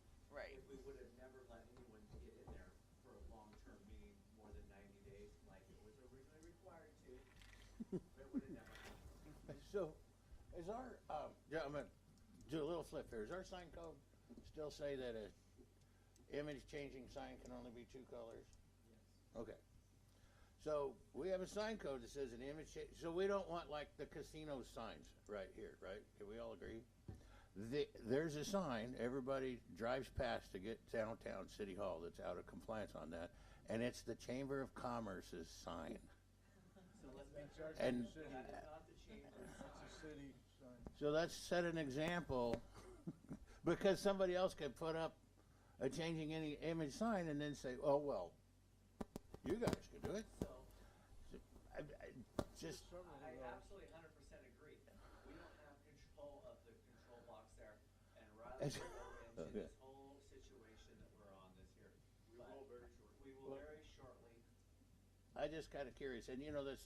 So I know I have my pet peeves and everything, and I know Riley can't drive the whole town, but I have seen softball-sized rocks in the road, and a public works truck drive around them, and police cars drive around them, and you know, public safety. The same thing when you used to go up Lewis River. You know, there was 2 feet of sand on the shoulder and things, and we waiting for somebody to complain. I realized Riley's doing a lot better job, but there was it seems like we just let a lot of that go by. Actually, that sign right now is in WADOT property. Sure. Yeah. City property. And I just feel like we should just give our staff, our fantastic staff, the reins on that. Wait a second. Go ahead. Just out of curiosity, I might not have known this, but the only way we get potholes fixed is if someone complains about them? No. No. This is about. I'll start complaining. Yeah, that- no. You're gonna be inundated with complaints. Now I want to be part of this conversation. Give me a mic. I know. So, and Dave, like, if we do have conversations with our staff, if they see something like a boulder, which there was on Davidson Road one day, they coned it up until we could get it pulled out. Yeah. I mean, if Yeah. there's an incident, yes, we are part of the solution, and staff has been given that direction. I really feel like when the response is, well, we're complaint driven, and it's been, you know, council's directive that we be complaint driven, that is it time to relook at that and not have that be a crutch that we're leaning on as we're writing this code to update our, you know, we are updating our code enforcement stuff, so that's where kind of looking for direction on that. I would. Is that question on that sign? You can't control the signs, right? We don't control, we don't have. They're not derogative. We're in the process of getting Just, content. I just, Yeah, Cannot so, discuss content. yeah, We can discuss the number of colors, the number of signs, the size, the size. yeah. So I personally would love for it to not be complaint driven, because I do kind of agree. I mean, I fully agree with what even Gabe said, that it's not fair that this person might complain all the time, but about a certain person, but not their other neighbor. And I think that if we're going to say what's good for one is good for all, if a complaint's made about somebody's tall grass, then we should be checking all tall grass. Like, I mean, but I know that within that, we don't have a full-time code enforcer. And I think if we did that, we would have to have a full-time code enforcer to be able to accommodate all that we're looking at. So I do believe that it needs to be outside of complaint driven, because I think there is a lot that needs to be done, and to be done equally, because I know that I think that's one thing that Todd has been big on, that what's good for one is good for all. Well, if it's the same way, if somebody complains about one person's problem, then it should be good for all persons in the town. So We're not gonna be dropping this code on you anytime too soon, and, you know, you guys can look at your code enforcement in the next budget cycle. I mean, I know you have a budget, and I know I even try to be conscious of said budget, but, anyway, it's, we are working to update this. Just, while I've got you guys on the phone, we're looking at, pretty much doubling the, you like that? You did, you like that? Yeah. We're looking at making the fees where they're progressive. So the longer you put off your mitigation, the higher the fee gets. And can you throw those numbers out from the hip? Yeah, it's $50 for the first 30 days, then $75 for the next 30 days, and then over 60 $125, and then leave on that day 90.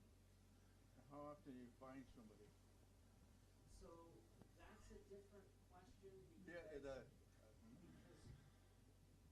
the code enforcement officer is doing everything she can to get voluntary compliance.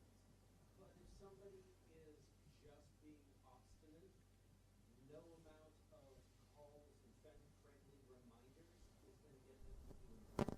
So, like, over 90% of our cases are solved through being a good neighbor and just kind of publicly shaming them enough to show up at their door and So, say, your you grass have- looks like I crap." have a Typically, question. we have about 20, I would call it, 20 revolving cases, and a good 75 to 80% of those, with a notice, with her knocking on the door, gets there.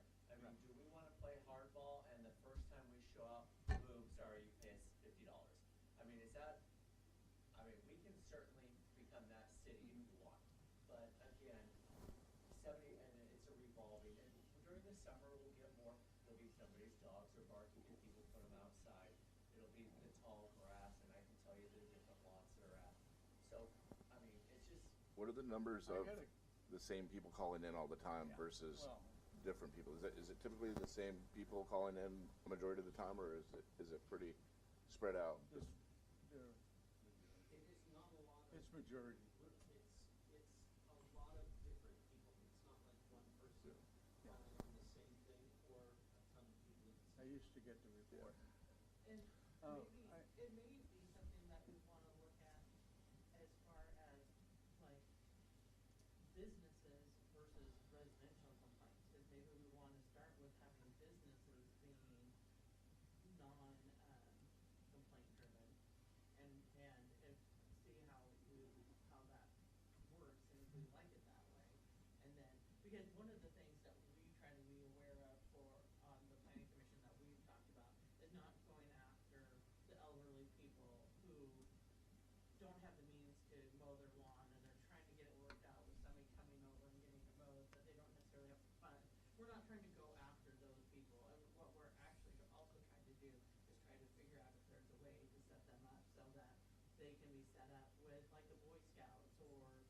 which isn't part of the city doing, but if we can find a way to help those people, then those are gonna lessen some of those complaints.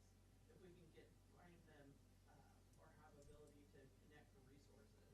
I mean, Because what we don't wanna do is go after, like, elderly people who are just struggling to. Well, you make a good point, because if you look at our schools, over 50% of our kids are on reduced or free lunch. I mean, our community, so the last thing we wanna do is show up for somebody who, yeah, doesn't have the money for the gas, or doesn't have somebody to mow their lawn, and say, hey, you're out of compliance, here's $50. They need, And try to hook them up with like Make a Difference Day and that kind of stuff. they need to go down like to, just for an example, the guy on Washington Street, who it just gets worse and worse and worse and worse, and you're like, when is he gonna do something? When are they gonna force him to do something? I mean, those are, and there's a few of those around. I mean, it's not just one or two. We, the VFW does some of that work, and I set it up for the for somebody on Beechwood Street one time, and they're willing to do some of that work.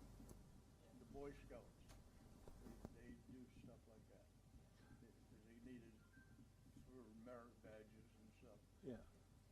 And I just had a question. How many actual lit signs are you talking about in Woodland? I'm curious. How many, what? The signs, Signs we lit have signs. that are lit up. Oh, I don't know of that many. I know the school has a couple. And Correct. the chamber, but I don't know that. And isn't Ace there Hardware. Ace Hardware, And Ace Hardware. that little tiny Oh, that's right, yeah. one, and then there's one. Is the out sign store towards have one? River Road by, I believe, where Addiction Sports, they have that one, don't they? Mm, They're in the county. they're in the county. Oh, you're right, they are just past the crack. oh yeah, sign Well, stores too. Because I was instrumental in getting that sign put in the chamber. I was on that committee, and Breaking the law. I think it's going to be removed, right? Just It's in the, cuff we're in him. the process Just cuff of him. notification Yeah. work. How did those numbers sound to everybody? I know if you ever lose a sign, go to the city public works, and you'll find a giant stack of them, and probably there if you lost one. That's political. Did those numbers sound reasonable? On the, Yes. Thank you. Can we just clarify something very quickly? The word complaint driven, I think, is getting a little out of hand. The fact that our code enforcement and public works and city staff are constantly looking for current violations, and we're approaching those residents or business owners about those. When we say complaint driven, we mean we don't have staffing levels on the weekends, so a lot of our contractors like to work after hours or on Sundays. Those are the things that we would like the community to reach out to us to let us know that, hey, this contractor working on such and such a project was working after hours or on a weekend. Or if you see something that comes up, give us a call, because we don't have people out there constantly looking for violations. I know that when I was running for election, they were complaint driven. They were on it with my signs. I couldn't even get away with nothing. So any signs non-political We or have a posted in thing the to right of pull way your- are not supposed to be. I started bringing a ladder and a staple gun and get them as high as I could, but. We're still going. Technically, it's I appreciate that those are, I kind of have a trouble with people that come here from out of town and put a sign up for their business in competition with our people that are here that are complying with the rules, you know. So I'm glad to, They're the ones Who are that need putting to. their real estate, yeah, we started. I stay out of the right of way. yeah, I've seen that. We've kiboshed that one. You have like 20 signs leading you to a subdivision for houses for sale. Don't get me started. We I'll- just picked up about 30 signs Yep. that were in the right of way within the site triangle on Friday. I put one open house sign at the end of the street, and that's it. But there's people that do 50 of them on the way to the house. And, I mean, we can get into, signs all day long. We can talk about garage sale signs, and you try to be pleasant and say, okay, garage sale signs, and you say, hey, we're gonna leave them out there. Pick them up. They don't get picked up, and by the end of June, you've got 75 garage sale signs all over town. And when it says 9-6, is that September So eventually you get to the point where you're just like, okay, the garage sale signs we're out. And I'll take the heat for that one. So, I It never stops. But aren't you not supposed to have sandwich boards? Are you not supposed to have them out, or are they only supposed to be out for so long? You can have on-site sandwich signs during the day. But they can't be left out all night? correct. Okay. But there is a lot. There's a lot. There's a lot. Agreed. so, There's How- 4 of you. What else? how, do you well, got? no, what have you guys got? There's But they, 6 of you. What else, is there things you would like to see the planning commission working on? Or do you feel like we get through all these? I think you're doing a good Yeah. job. Okay. I don't think there's anything that you're not doing. Can I just touch on why and about a moratorium? You talk about social media, you talk about people with the building, you talk about people with the houses and all those things. Just so we're all on the same page, a moratorium on residential, unless you have sewer or water issues, can't happen. So again, people, We don't even have the Yeah, I mean, I space just to wanna build be- anymore, so like, Yeah. we're not concerned about buildings. On that note, we are, the Cowlitz County is updating their comprehensive plan, and they will assign some number to us for our growth based on their comprehensive 2,000 plan. roughly. And, they're floating some numbers around 2,000 over 20 years.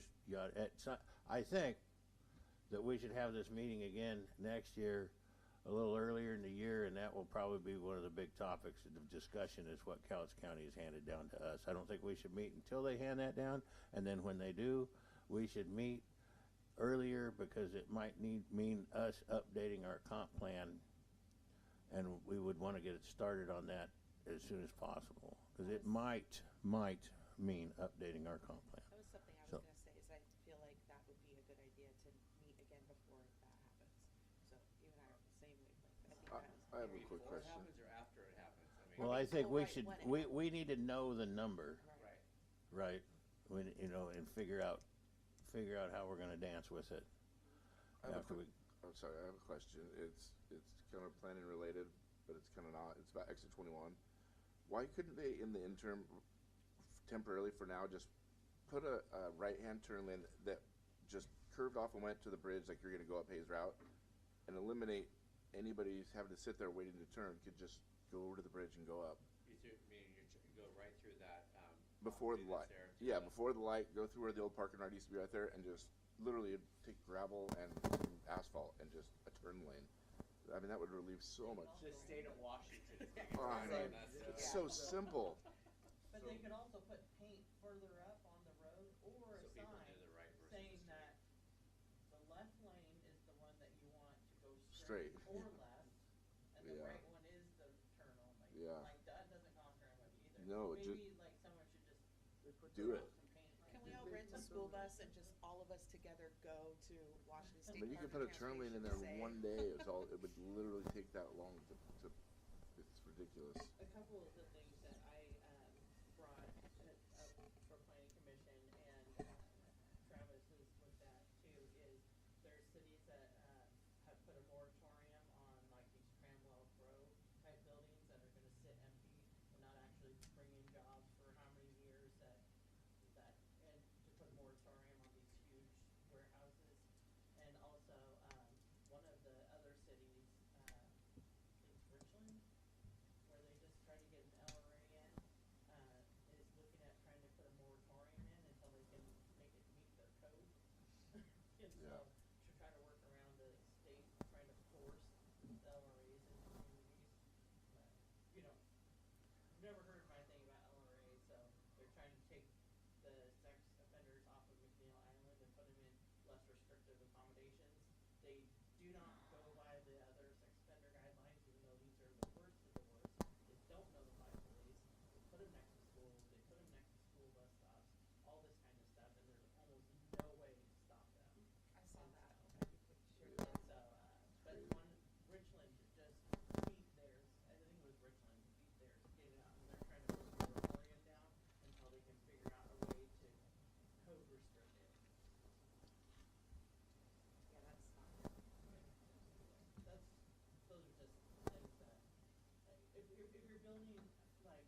businesses, they should be bringing jobs. Like, nobody wants just more empty buildings just sitting there, you know. Yeah. I would like to make a remark about that, Riley, if you don't mind, about the Travel Crow building on North Pecan. Absolutely. Yeah, so that building, we do have some people that, or a company that has leased a portion of it, right? Or is They- in the talks? They do have a tenant for the east building. Okay, Yes, and they're in so talks that's for good. the west. That's good. The smaller building. Yes. And that road deal that we talked about, Trauma was it Crow. last meeting or the meeting before? Across The from the Travel dog Crow food doing factory. North Pecan Road. Across from the completely, dog food factory. In lieu of The the new impact building. fees. Correct. That is awesome. So, I don't know how we would do it, but I'm always curious about, you know, as we designate land uses and things like that, is what creates the highest amount of revenue for the city based on, you know, whether it's commercial, industrial, or whatever. And if we can possibly get a report of some kind, I'm not expecting anybody to be able to throw that at us right here, but I know when we look at a big warehouse like Trammell Crow, I don't know what the tax value of that building's gonna be assessed at, but if it's, you know, $12 million, that's gonna be about $50,000 a year going toward our schools. Or going towards schools, because some of it goes to the state and we don't know if it comes back. Get a report that You know, who our biggest I don't- property taxpayers are. We can also get a report, which we do have, that shows our largest tax collectors for sales tax. And that's where you can see, you know, the RV sales versus the Walmart. And do those, because I asked Terry about that, and the understanding I got back was that we send all that money's collected by the state, but that doesn't mean it comes back proportionate to the sales of our city to the city. For certain things, it's like the marijuana tax only comes back to us proportionate to the size of our city. So, like the RV sales, if they generate $1 million in sales tax in a year, does that $1 million come back to Woodland? There's a portion There's a that portion of it that is specific to Woodland. that is city sales tax. So there's a state sales tax and there's a city sales tax. You add those two together and it gets you your 8%. Yeah. Yeah, the city, The So- city sales tax comes 100% to the city, and that is part of our, you know, I wanna call it $3 million. The reason I ask that is as these buildings like Trammell Crow are growing up, there's a few $1 million worth of sales tax just in the materials, and how are we able to make sure that those are getting charged So let's for say if Woodland? they buy those items, let's say they buy them in Vancouver, okay? We're getting no city sales tax on that materials, but if they're being delivered to Woodland, they're charged City of Woodland sales tax. And, Do you see what I'm saying? and that's what my question is, do we know? Because, you know, I've built, right, and if I call Par Lumber and say, hey, I want 4 units, they're gonna charge me a Richfield sales tax unless I say, hey, no, this is Woodland. If you have it delivered to Woodland. If I have it, look at they the will charge me. Revenue tax law in the state of Washington is where it's delivered to. Okay, so we can trust that. We trust the government? Do we trust the government? I mean, I'm not. Well, it's just like in. I'm gonna go audit all of our lumber and all of those. That's what, yeah, so I just didn't know if, you know, what, I'm just going by what. we the just, new tax we just law have is to for the trust. state of Washington. Well, it's just like As an in accountant. Oregon, when you buy something that's tax-free, if you're having it delivered, they still have to charge you where Right. they're dropping it off. do it so here. that tax goes there. Can we get a Tesla supercharger, put it into the parking ride? Like, we don't have, Yeah. I say this because we've been stuck in a rental for the last 3 weeks, Tesla, and while they fix our car, and it's a literal nightmare. Like, I've had to drive to Ridgefield with 1 mile left on the car, just praying that it doesn't run out, because the Wendy's plugs don't fit, and they have chargers all over these new businesses that have been put in, but they don't have the right plug. So when we Yeah. update Horseshoe Park. Is they gonna have which chargers? is going to be part of grants, because of what the grants are, and if you put new structures or any of that stuff in, the state of Washington requires chargers, so there would be a charge. And so I know on new developments, like apartment complexes and stuff, they do require them.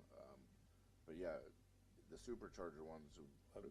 I tried to help a kid one day. I was standing in O'Reilly's and he walked in and he goes, "Does anybody know where a charger is? I just bought this Tesla and I only have 11 miles left or something." And Costco in Ridgefield, and the closest one. No, the parking right in Ridgefield there.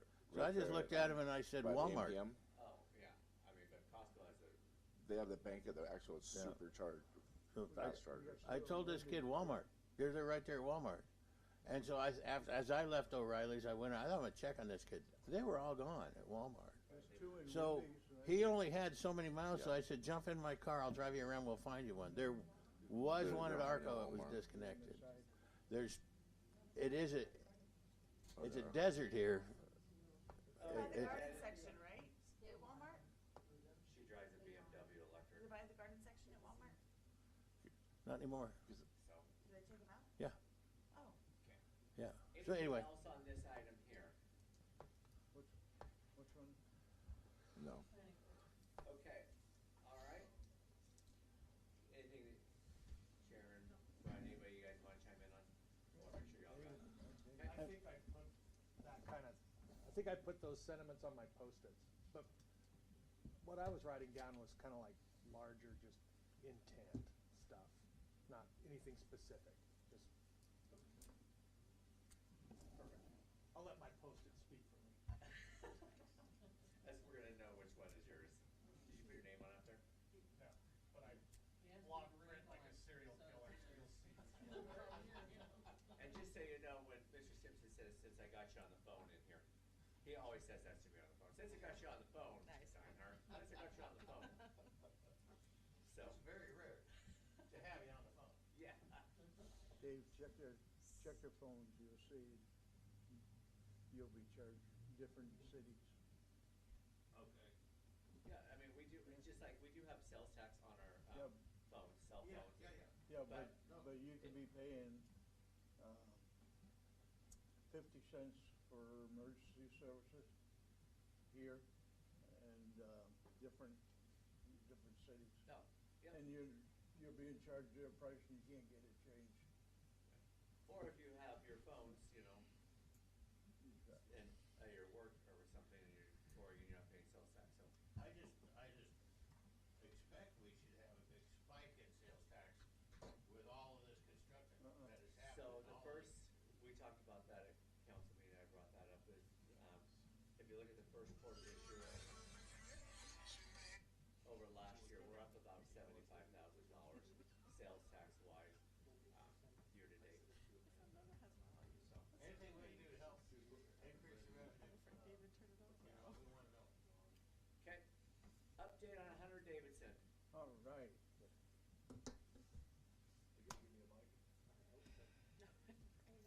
No, we don't want. I got a megaphone in my car.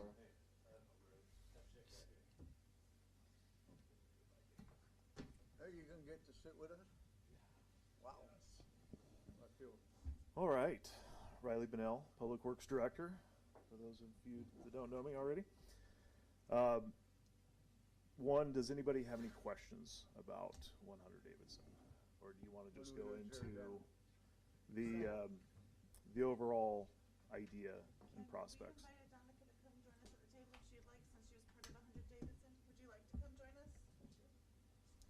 Kim, I keep telling you, you're one of the ones to sit up here with us. I so appreciate that, Howard, but I wanted to see that.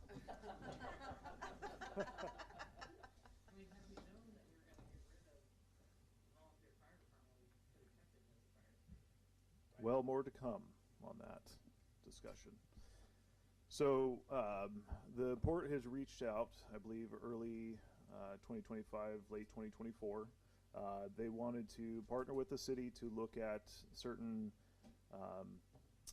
prospects of what the city and the port can work together to make out of 100 Davidson. So they put forth a grant. They were awarded that grant, and they had some match dollars provided by the port. They went through, chose LSW Architects to look at a few different renditions of what can be done with 100 Davidson. Page number 2, I believe. Keep going down, down. Let's go to page 6. So page 6 is kind of giving you the full executive summary of the building. They went in and looked at all of the infrastructure, windows, ratings, everything that you could possibly think of 100 Davidson. And this is kind of the overall summary of what that building is and potential uses for the building. What really matters is that left-hand lower column. You can see some numbers attached to the different options. So with 100 Davidson, this is a full rebuild. There is about $10,000 still left on the contract with LSW, between LSW and the port. So moving forward, we have some options to take a few of these and really do a deep dive and get a better idea and a more direct cost association. But this is kind of a high-level overview of other retrofits within the area. Obviously, you have the office and makerspace renovations, be about 7.9 to 9.4 million. Retail warm core and shell, about 7.25 million. Restaurant, you're still about that 7.9 to 8. Event space with a restaurant core and shell. That's the most popular option with the most options for lease for a bigger restaurant, but you're in the 10 to 12 million area for a retrofit. And these are all just retrofit. When you look at the structural integrity of the building, it did pass structural. But as far as the retrofit, you're looking at quite a large amount. And without actually the sale of the building for somebody to come in and do this work, obviously I believe it's in the city's best interest to maintain ownership of the building. But with these numbers being thrown around, I think that it's unfeasible for us to look at pouring that amount of money into it. If you Our budget is about $10 million a year, and $3.5 million of that pays for our police department. Now, if you scroll up to the top of the next paragraph, yep. So it's also an estimated to be about $345,000 to $580,000 for demolition of the building. Now, obviously, this is keeping all options open at this point, but this is just a generalized number. That's going to be fluctuated heavily upon asbestos testing and abatement, if that is shown to have massive amount of asbestos. So that is where we are now. This report gives you some different options on utilization of the building, restaurant on the 3rd floor, some office spaces, but it doesn't really deep dive into too much detail on exactly what it's going to take per, whatever we just decide to move forward with. And I want to say this is between the architect and the Port of Woodland. We are kind of the bystander in this and just kind of following along. It's in our best interest to see this through, but we need to have some clear direction of what our intent and what we would like to see the port move forward with. Would that estimate to demolish the building, you say 345,000 to 580,000 for No, that is for just demolish, to wipe out the building. It's entirely, and that's one of the scenarios we're looking at, right? Is to demolish the building, build in a parking lot, or eventually build something new there in that location. When you look at the building and the retrofit cost to make something out of that building, it's about the same amount of you tear it down and then rebuild something in its entirety.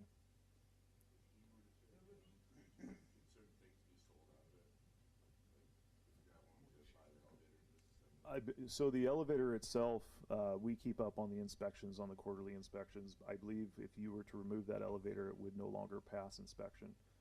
And I know you have a history behind those. Yeah, I was just saying if you were going to demo the building. I think that the piecemealing of selling of different pieces, I think that there's definitely an option there. I just don't think that there's necessarily a lot of usable material in that building. What's the cost of that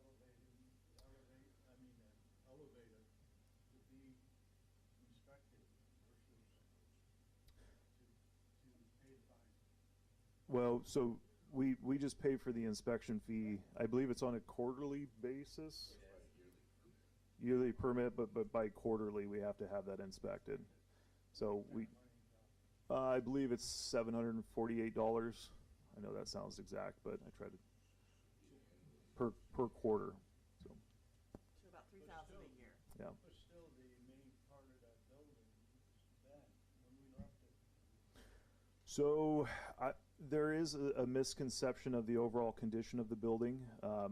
That's kind of my next talking point. Is we have been in coordination with CCFR, Clark Cowlitz Fire and Rescue, with their new build out of the firehouse next door. They plan to start that build out in September. They are looking for a temporary home while that is under construction. So we've been in contact. We've had multiple discussions with CCFR. They've had some mold testing done in the building. The mold testing came back great. There was no sign, there was no mold spores related to water intrusion. I was very surprised. So did we abandon the building unnecessarily then? What's If that? it's structurally okay and there's no mold, did we abandon it unnecessarily, is my question. Let's say that there was some current concerns when the fire department was in there originally. Public Works has done some maintenance, some mold remediation. I believe the building is currently sitting in a good state. It's just what does that retrofit look like, and what do we want to see from that building? Now, with the continued conversations we're having with CCFR, they are looking at a lease term of potentially September 26th through February of 28. So, to me, they will come in, they will do some small renovations, they will get the building up to inhabitable standards. I mean, there needs to be some HVAC stuff done, there needs to be some carpet replacement. But that, to me, you would have somebody in there using the building, having that building occupied would give it a good ambiance within the city. You know, right now it just sits there vacant. DWR does a great job of keeping that, the facade looking great. And but I think with looking at a long-term lease agreement, and obviously that will come back to council for final approval, with whatever that looks like. But I believe having them in there in the short term while they're going through construction next door on East Scott, I believe that's a great option for the city. Unfortunately, it will take the rentable space of the bays out of the question in that time, because they'll need that for their equipment. But that's kind of what we're looking at now. So they're doing an initial investigation of the electrical, the HVAC, but at this time it's looking very like a viable option for them. And let's be careful, it's not gonna be a huge windfall, this is not gonna be a large rental, Correct. But they will pay So- rent, and then they will help with some of the upgrades for them to be there. Yeah, and obviously if they're looking at being there for a year and a half, they're not going to want to come in and put in brand new everything, brand new lights and stuff. They're just going to want to upgrade the areas that they're utilizing for this lease agreement. Obviously, the lease agreement is going to be for the entirety of the building, because we don't want anybody else being in there while they have, that is their home. So, but I believe it gives us some time to really take a step back and look and see, what's the best interest of this building and best for the community. So I know at one time we even talked about taking it back to when it was like City Hall, and I know you guys have done a lot to the current City Hall, but reusing the building, if it's not in as bad of shape, to move like the chambers and that kind of stuff back over into that kind of building, would it take a lot of monetarily to get that back up and running, where it's kind of... So, and it's all about how much in funding do you want to put into the Right. building, right? Because you're going to have to go in there, you're going Then to it's have not to... rental space, it's actually just operating space. Mhm. So that's, I think it's just such a iconic building in our town that it's been here a long time and it means something to so many that to get it to where it's usable, I would hate to see it torn down. And if it's $10 million to get it to where it's the most event space, can we use it for something else and then maybe sell our other current space? Like, I know that was brought up with past council members, not necessarily the ones that are sitting here right now, but Right. with knowing it's structurally and mold-free, like that just, to me, brings a different opportunity that we didn't think existed before. Yeah, and I would say for us to get it, for us to have a decent idea on what that would overall look like, we would have to look at, who we're wanting to place in the building and what the overall look of that's going to be. That would be going through an architect and having it designed and getting some preliminary construction costs. Do we have an option to knock it down and build a building? We would have to go out for a bond. I mean, we would. Yeah, you have to go for for $10 a million. bond. I mean, But you have we a would, new building. we would have to go out for a vote or, raise taxes. I mean, there's no way we're gonna come up with $10 million on our own. There was a talk at one time, an option of, having a company build us a building, we lease it and pay it off. Have you ever been on the roof and seen the view of the lake? Mm-hmm. You have high-end apartments up there with retail down below. Yeah, that's and I think this is a great opportunity for the city to not end the conversation with 100 Davidson. We need to keep this conversation going and understanding what our options are. But I think with CCFR looking to temporarily be in a home, that it gives us more time, but it also gives us presence in the building. They're going to be out there. They're going to be doing their work. They're going to be part of the community in the downtown area. I think it's going to be great for that building in the meantime. Expenses for the next 18 months. Yeah. And like Todd was saying, we're not going to make a lot of money off of this lease agreement. This is CCFR is doing a great service to the city, and we want to be a good partner in that. We want to see everybody succeed. Just having some stuff updated, we do make something. Correct. It's less that we have to put in.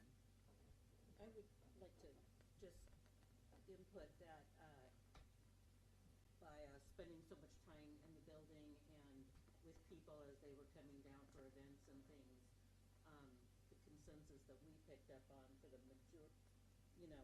for the people that showed up and had comments to make, and they absolutely loved getting to come in and see the building, because a lot of times, it's just shut down, no one can go in at all. And there is a connection to the building. There's a lot of, remembering of all the different things that happened in that building.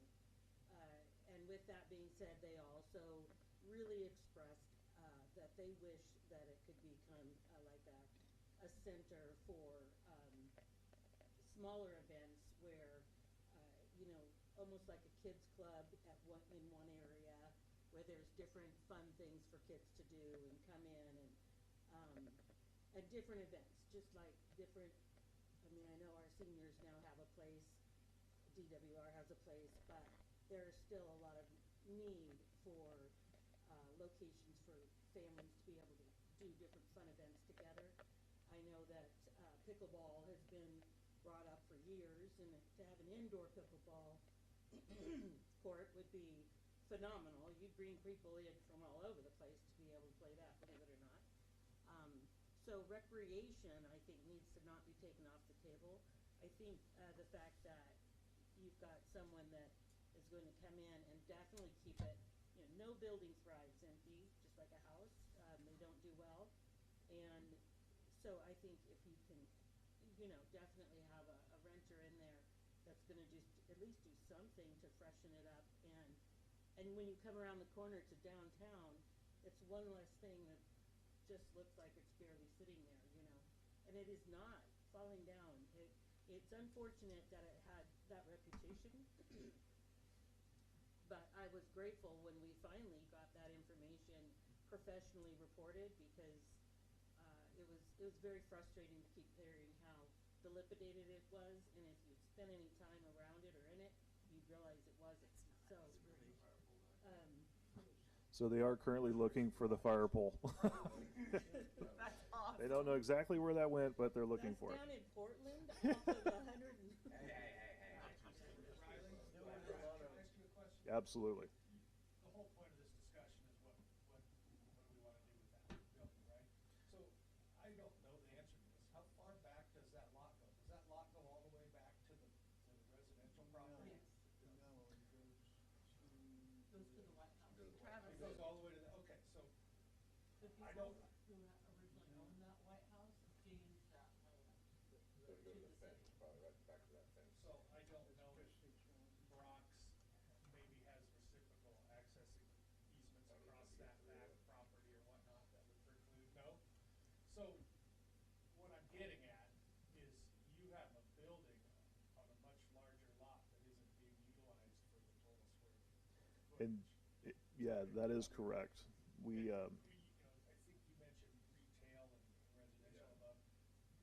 I think there's what, 4-story height limit downtown or something, right? But I know I'm one of the last offenders of cars, right? But people have them, and we drive them everywhere, and you got to have somewhere to park, right? And I live down in that area, and Horseshoe Lake every sunny weekend, all that parking just goes into the neighborhoods. And if you put a 4-story residential building in downtown Woodland, don't be like Portland and not require parking. Because it's just such a burden to everybody that lives around it. Anyway, okay, You bring up I got off track. I think maybe the size of the parcel makes that building maybe underutilized as far as correct, value. correct, and that came up in the study. Go up to the US Bank, don't we? There's the insurance or street treats, and then US Bank Yeah. and where.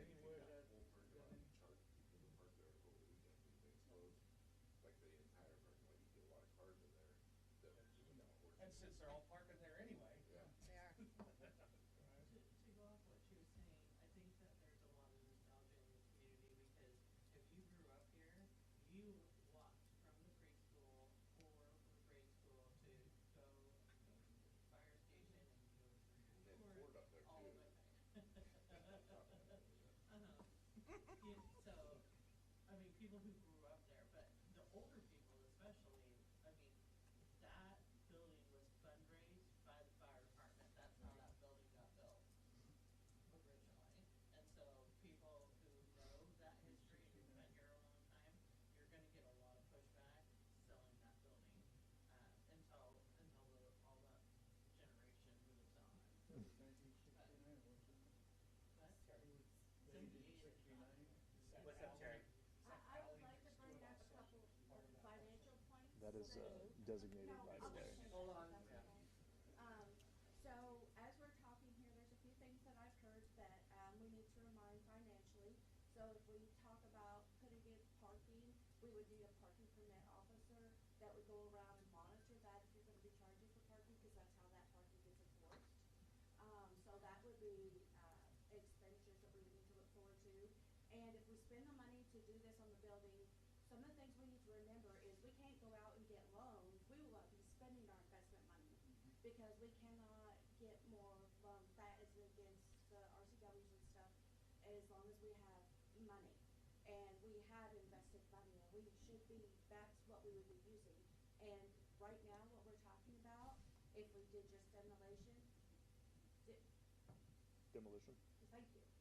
If we did demolition, then we would be looking about half of our long-term invested funds that we have to, keep the city held aside. So those are those things to remember when we're talking about this building. Yeah, I think the point here, I'll go to you in a second, Mr. Simpson. I think the point here with this was we went this route, there was the funds available. The port said, hey, we'll take the lead on this, work with us. We had a few council members on here and said, hey, this is what the opportunity is. In the meantime now, we've got the fire department that has said, hey, we're looking for a place. That prolongs this and allows us as a city to really take an assessment and say, hey, what is it? But it also puts somebody in there where we will be able to see, is this really, usable? Is it dilapidated? Because a study or somebody went in there, but somebody's actually going to be using it. So I think this just, and this is my direction that I've been with Riley, and I've been, very excited about letting someone lease it. And I'm not really interested in whether it's going to be $500,000 or $1,000 if they lease it. Again, it's somebody in the building, it's somebody that's a member of our community. I just want to recover the cost that we're paying for that building right now. Having the fire department out there washing the fire trucks and things, that adds excitement for downtown in our community. So with this whole conversation here, and I realize the port's not here, and I told Riley, I said it's not important they be here because our conversation has shifted a little bit. Well, that was the port part of that equation for me is, the port is able to borrow money. Correct. They're not handcuffed the way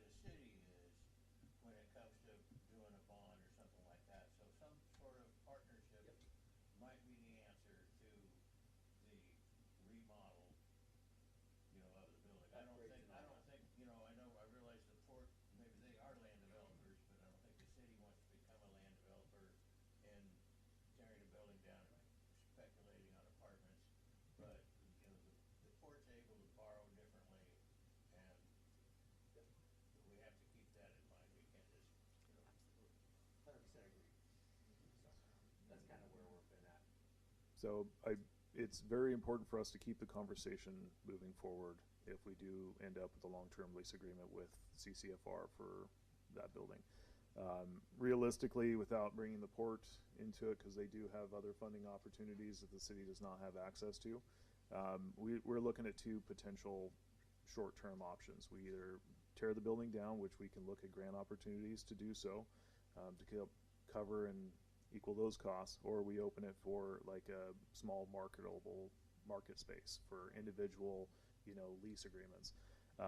That's short term. If we were looking at this and we didn't have an ongoing conversation with CCFR, those are the most logical financial decisions that I can see in the short term. I would love to see the building get utilized because it is a cost to the city to have that building sit there and maintain it. So, but that is a good segue into my next discussion. It got brought up earlier in this meeting about the downtown area and what we're doing to promote businesses. This is another conversation that we're going to have, and it directly relates to 100 Davidson, because CCFR cannot go back into that building without adjustments to our fire code. It does not meet the standards that they need now to have that to house people. So we are looking at adopting international building code that was adopted by Washington State that allows for a certain amount of variance for retrofitting historical downtown buildings to meet new fire codes, give them the ability to build those buildings and then have a certain amount of time to do the upgrades that they need to. The water supply for the downtown corridor is adequate. It has enough flow for sprinkler systems, but the retrofit for some of those older buildings is about $5 a square foot. So for somebody looking at building, putting in a restaurant or, doing some sort of new revamp to those buildings, it's quite a costly measure. Now, what we really need to discuss is not the adoption of the variances that we can give under the International Building Code. It's how much risk is the city willing to take? Because when you start looking at older buildings, yes, I would love to have all those buildings occupied, but it's a certain variance that we have to give under the new building code that takes on a level of risk. So if you look at Kalama has a lot of their downtown historical buildings are all antique shops.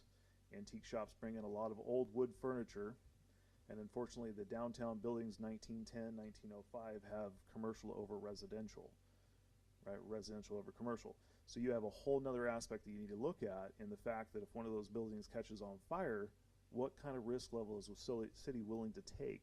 And the fact that if they're not retrofitted with sprinklers and you have people living over a tinderbox, that's going to come back on the city.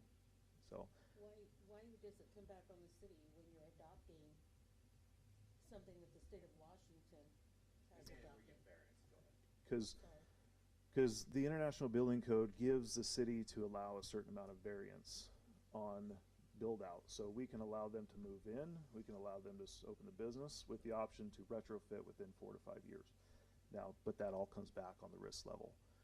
So That would also allow that 1910 building to possibly get open. But could you not do it with the condition that they cannot have residents above them if they're not retrofitted until that time? that's a lot less of a variance that we would have to take into consideration. I mean, because if you Yeah. can let them open without it, but no, they cannot have anybody living Right. in the building. I think I personally like, I don't know if you've ever been in the apartments like above the Moose. Years ago, they're super cool. I mean, I think it would be great to have them. I know it would be more expensive to have to do the fire stuff that we did in the past. Mhm. I mean, if you keep the residential above, because they're all right now good to do the residential. Oh, absolutely. Most of them are, but they're not running necessarily a business on the first floor. Right. So they have residential on the second floor. But that's, if you just had a commercial building, you could give a bigger variance because there was no residential above.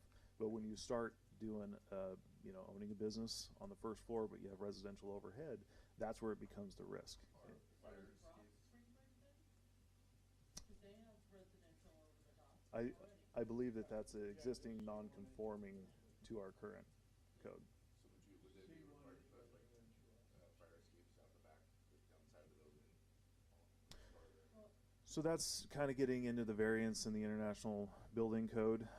That's more discussions with CCFR because we really rely on them to let us know, like, hey, what are other cities doing to kind of get this going, get this off the ground. So again, we aren't gonna make decisions here. I mean, So do aren't we gonna have- solve the issues. I just want people, I mean, Do we have to upgrade the size going into the firehouse The for them to be able to live there and cook and eat there? so not necessarily. Unless that was taken out, the third floor, there's a kitchen up there, there's already bedrooms up there, unless all that was removed. So it is currently, it meets the capacity, water capacity for like a residential to have somebody live there. But they need sprinklers. And that's where they can't even move back into the building without an adjustment to our current code. We need to just do because it's city-owned building.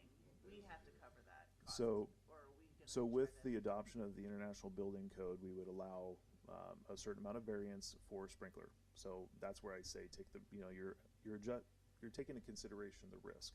So if we allow a 40% variance on the International Building Code for fire sprinkler suppression systems to be installed, that's on the city. That's something that we will decide through conversations with council and adoption of what we're willing to take as far But as for risk that- level. For 100 Davidson specifically, they have to have the sprinklers in that building? Or are they saying with? Under current code, correct. Okay, Yep. but if we adopt the other one, we can give the fire department a variance. Okay.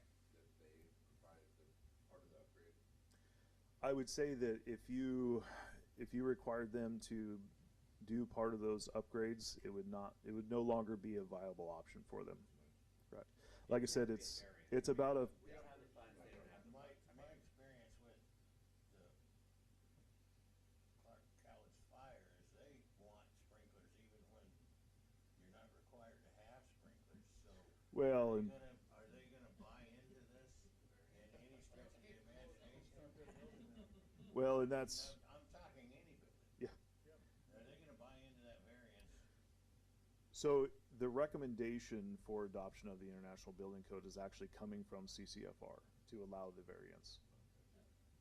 So they'll get in the building. If Brock's can have people living up there because they're basically grandfathered in, and that building was already set up for it, and has already been used that way, and when it was last used that way, why wouldn't that building also be grandfathered in? Because they have an ongoing occupancy. Your grandfathered rights expire if you don't continue. Does it have to, is it a certain amount of time, or? Typically it's 6 months. No. That's what I wondered. So, more to come on this. Yes.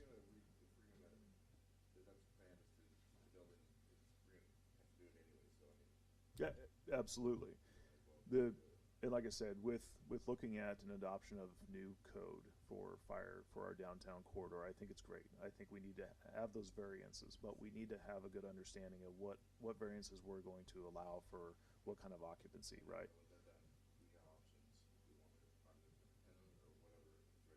Absolutely. So again, they're looking for October timeframe. More will be coming on this, whether they want to move forward with this, and to do that, obviously, they know that we're gonna have to adopt a new code and those types of work, so we're working backwards from the October timeframe. So are we gonna adopt code before we have that rental? Is that the plan? Yeah, so we are working on the code right now. We've been having ongoing conversation with CCFR on what codes to adopt, who's been adopting them, how they've adopted it, what kind of variances they're allowing. And is it a timeline for being retrofitted? Do we want to get businesses in there so they can have a source of income, funds to go do this? But I just wanted to kind of clear the table here and say that the downtown corridor does have the flow capacity needed for sprinkler retrofit. It's just the amount that it costs to have those retrofits done. So for that size building, how many square feet is that building? Off the top of my head, I couldn't tell you, but like I said, it's an average of $5 per square foot to have sprinkler systems retrofit.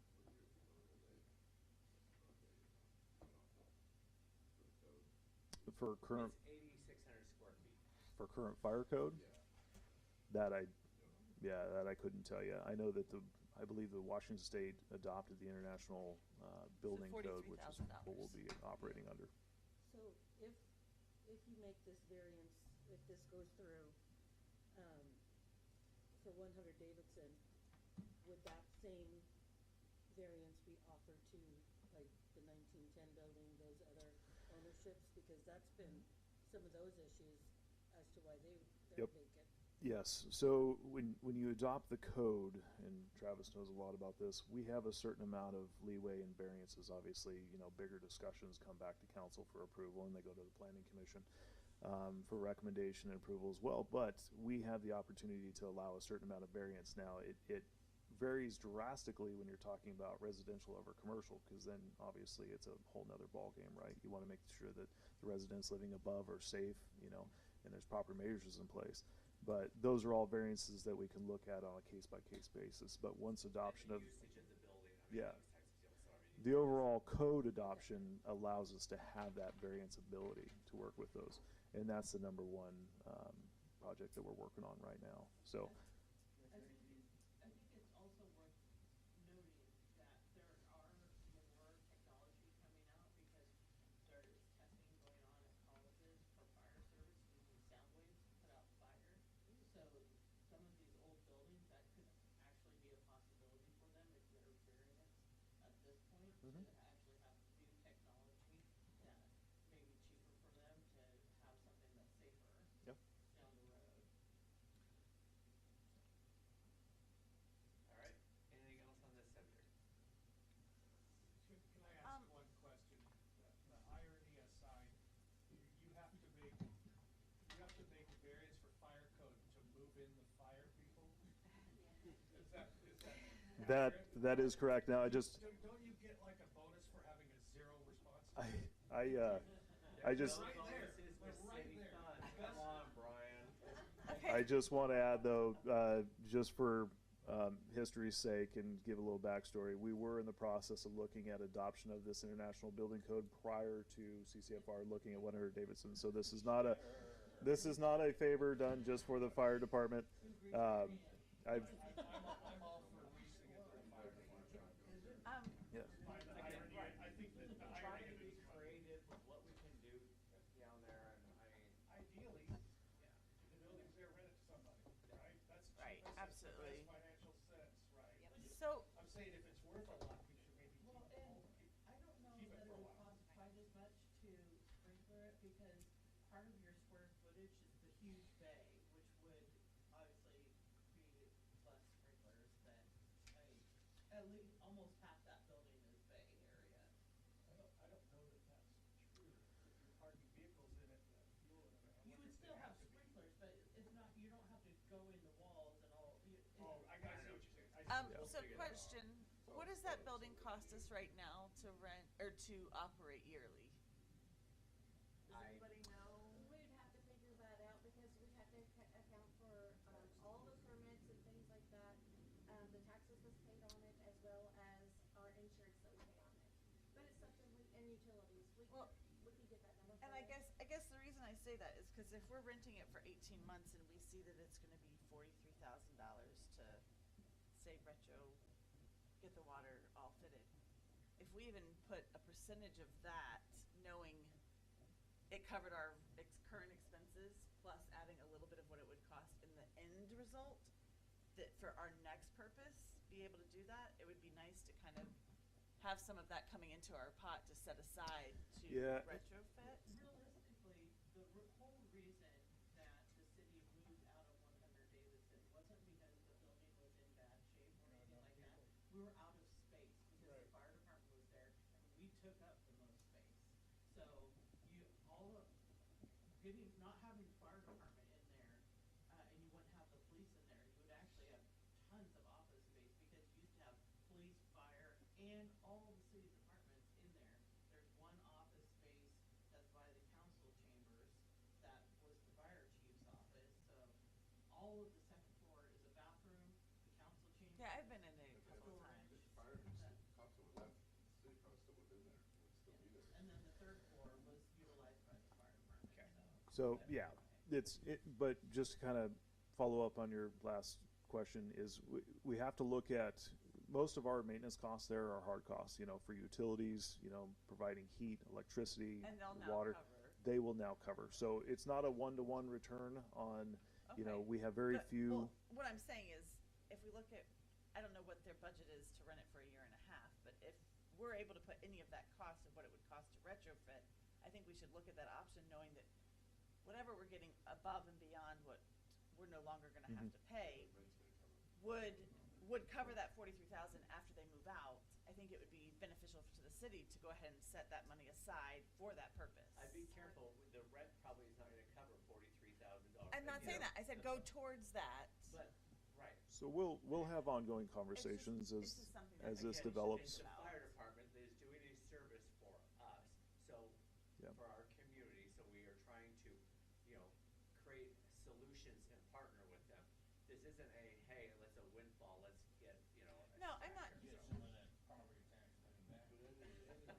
money back. Yeah, exactly. Yeah, absolutely. 100%. Absolutely. Is the wall still bad? Wall's still bad. They were cracked.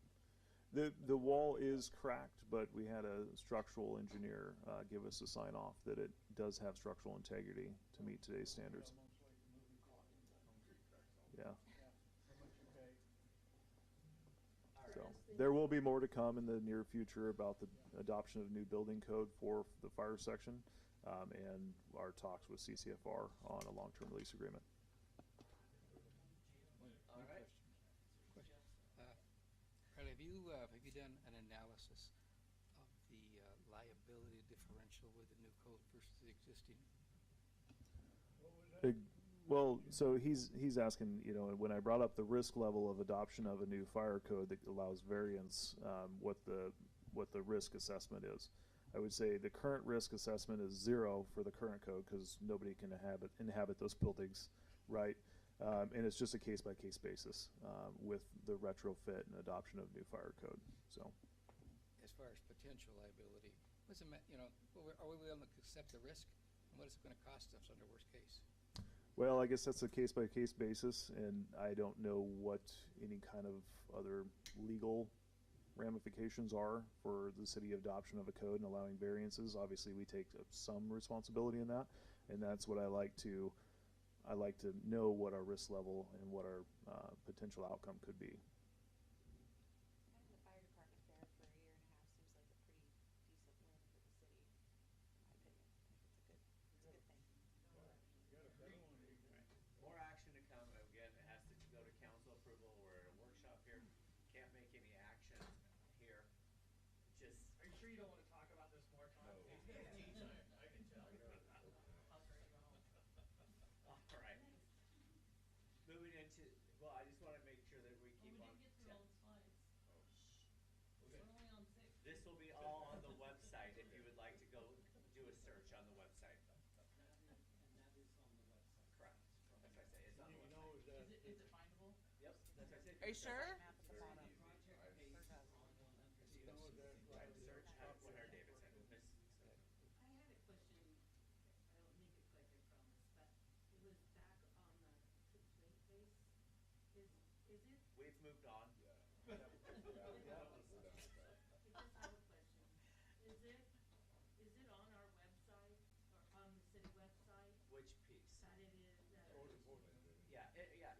When you look up code enforcement for the city, it talks about that we are complaint driven and lays out that whole step in the process there. So, yep. All right, any other questions before we move into community engagement? So this one here, Ms. DeLuz isn't here. She met with me before she was sworn in, and she talked about social media. Brittany can chime in here a little bit. Brittany and I had a little bit of conversation, not as extensive. And the conversation was, why do we not use social media and Facebook? We do have 2 Facebook sites, the city does. One is locked, we don't have passwords, it's prior administrations. It's one that we have tried. Facebook is not giving us a password, we have no clue, it's gone. So that ship has sailed. We do have one now, Woodland City Hall News, that is posted. Amanda has a password on there, and she posts things about city council. Garbage days have been changed. Planners Days is coming up. We have a special, it's those types of deals. And so the request was, why do we not use more social media? And then the conversation that was to me was, if you look at Longview, was one. So I looked at Longview's Facebook site, and they have a city administrator that's there. She, after each city council meeting, she goes on and posts commentary about what happened the night before city council meetings. We don't have a city administrator to do that, and this is the conversation where it kind of stopped there. Ms. Michelson, thoughts? Yeah, I feel like I understand where Councilmember DeLuz is coming from, because most of us do get your mic.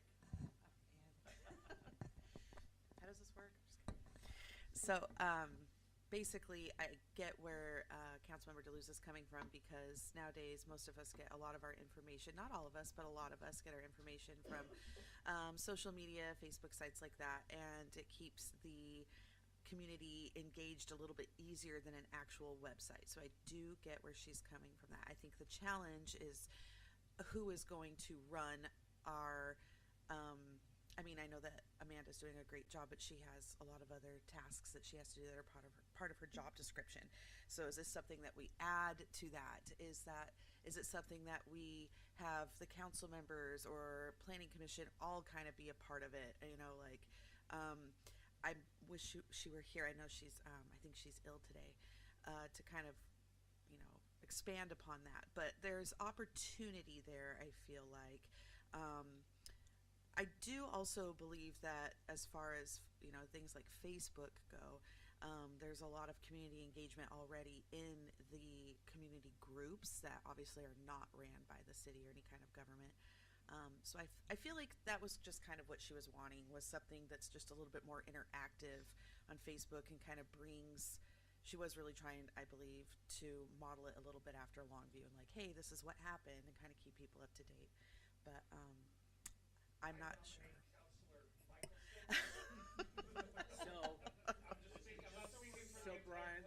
So Brian, here's, and I'll take the, you know, opening bid on this whole one here, and you know,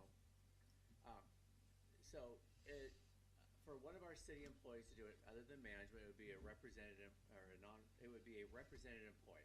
We would have to negotiate with the union and say, hey, this is part of your job description.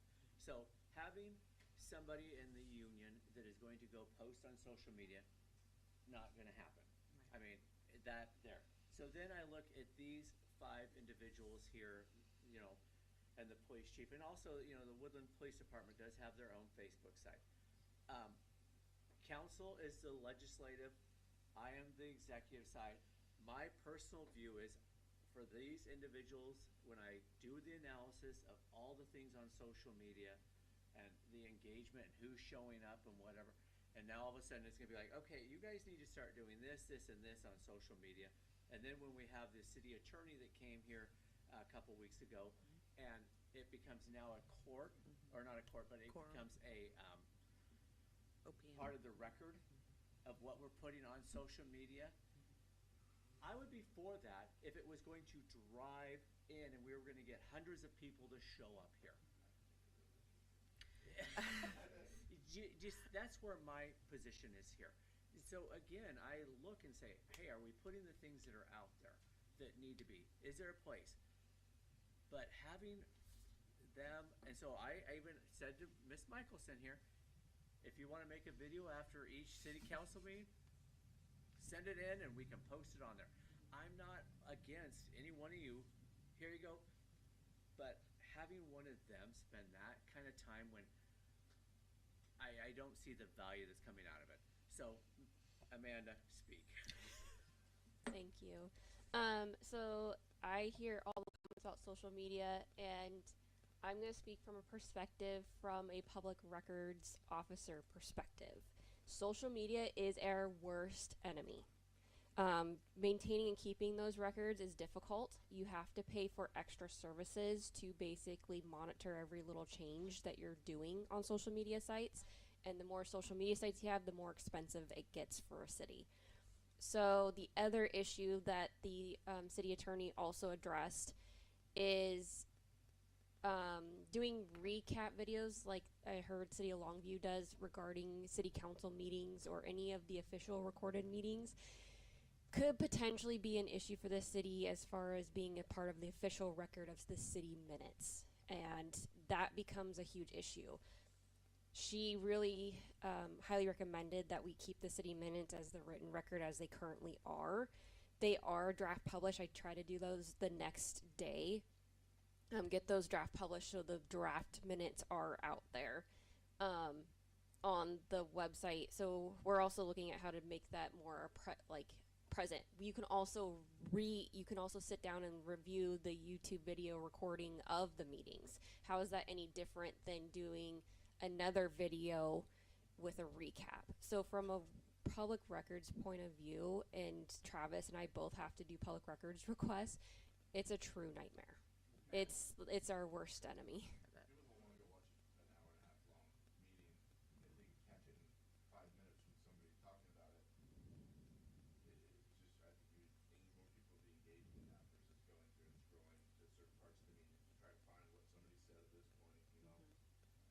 And then how is that any different than like written record, which is what council rules is in as far as the written record is?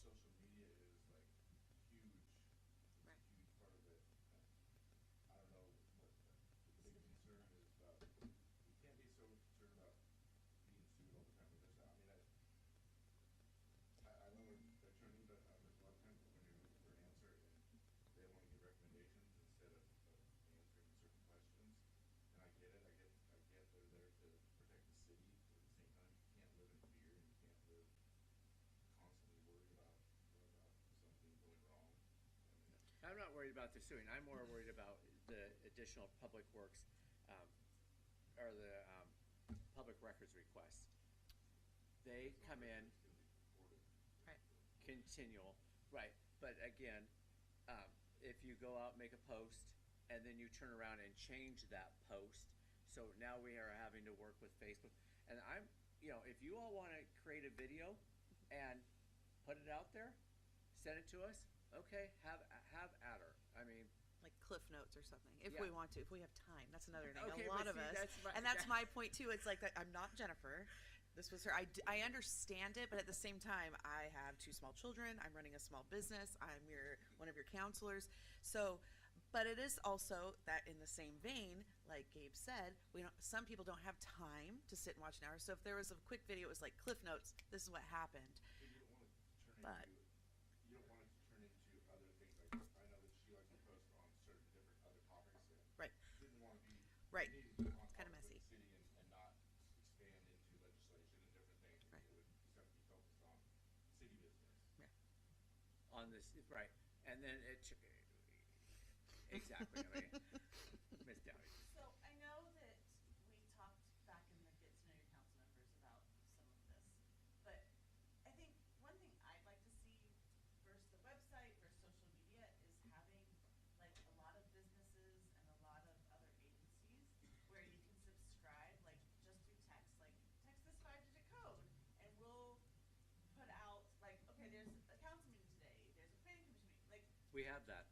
So when she posts the agenda, it will send an email that says, "Here's your agenda." I like when, like, in my text it says, Planners Days is going on this day through this day. Like, I would love something that's just Oh, I see what you're saying. informational, not a back and forth, like, oh, we got an email, let me go through my hundreds of emails I got today and But see what so happened. I mean, the community members, not just you. I mean, any community member that. I would love anything that, like, here, Kohl's has a sale today. Like, I mean, example, but something that's like a Woodland subscribed 5-digit code that says we will put out information on events that DWR could add.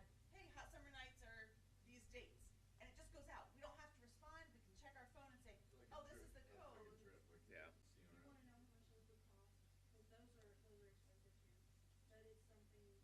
But you want that for the city. For the City of Woodland to use, because not everybody is computer friendly or wants to spend the time or take the time to read through an entire thing to So find that. so Like, right, but I just like those alerts that But this is my get question. more community involved. So that's what I'm saying is, so the city, when we put out planning commission agendas, we put out those agendas, an email goes to people so they know that a new agenda was updated.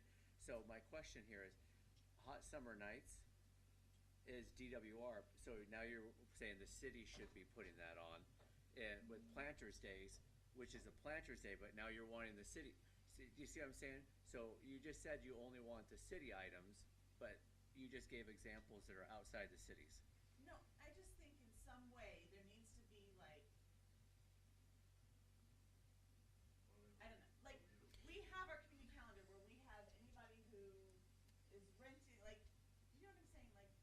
Yeah, and that reader board, that is the plan though, Gabe. When it gets moved over there, it'll say Planners Day, hot summer nights. It'll be right in 2 colors only. Yeah. You And know that- what? It's so a great Gabe, idea. That is the plan because a lot of people go through that as they're going to the high school. Lilac Gardens is up there now. There's a new, it's fairly new, it's called the Woodland Weekender. And she is really proactive about that. I happen to know her personally. She's a wonderful person. Maybe I'll throw that out to her, that she could start incorporating, because she is, there's two. There's small town stuff, and then there's Woodland Weekender, and they're both great ladies. So, but Woodland Weekender, she would be maybe a good center point to like say, hey, the fishing derby coming up, Planners Days, all that stuff. Maybe I'll talk to her and say, hey, this is an idea that Miss Dowdy had. Yeah, and things like that. I'll just run it by her. But again, it goes back to being social media and all those. I think we have a generation that everybody has some kind of this, but a simple text that's just like.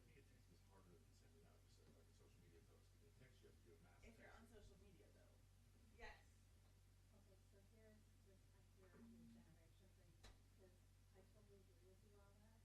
I keep on meaning to come to the city council meeting, but guess what I'm not gonna do? I'm not going out to your website to try and figure that out. But if you send me a text, I'm like, oh. That's what I'm saying. there It reaches is. everyone, no matter what generation you're in, everybody knows, hey, there's a city council meeting tonight. Are you signed up, Kim, to receive the notification via email that shows there's a council agenda? And it's not coming in my email box. That is not happening. That's just more. And if I have 100 emails, I'm not. You don't want it to go into your email. See, and here we go. I mean, we got 6,000 But that's what I'm people and they saying. all If- want different. If it's a text on my phone, like, I instantly, everybody, I mean, it's proven. Phone goes off, people are looking at it, even if it's her phone that went off, everybody's looking at their phone. Like, if it was just something that just says, meeting tonight, like, So, you're not scrolling through 100 emails. so you're not- Miss Michelson, when you've posted a few times and say, hey, city council meeting tonight, we're gonna talk about, rezoning of, retail marijuana. How many people show up to those council meetings after those posts? I feel like the only one I could say that was popular was probably the cannabis one, but I think that would have been that way even if I didn't post it. So. So. But you have to subscribe to it to get it. If you want to know, So- there are people in this community that really would want to You know could those. use your existing Facebook page, all you have to do is create an event.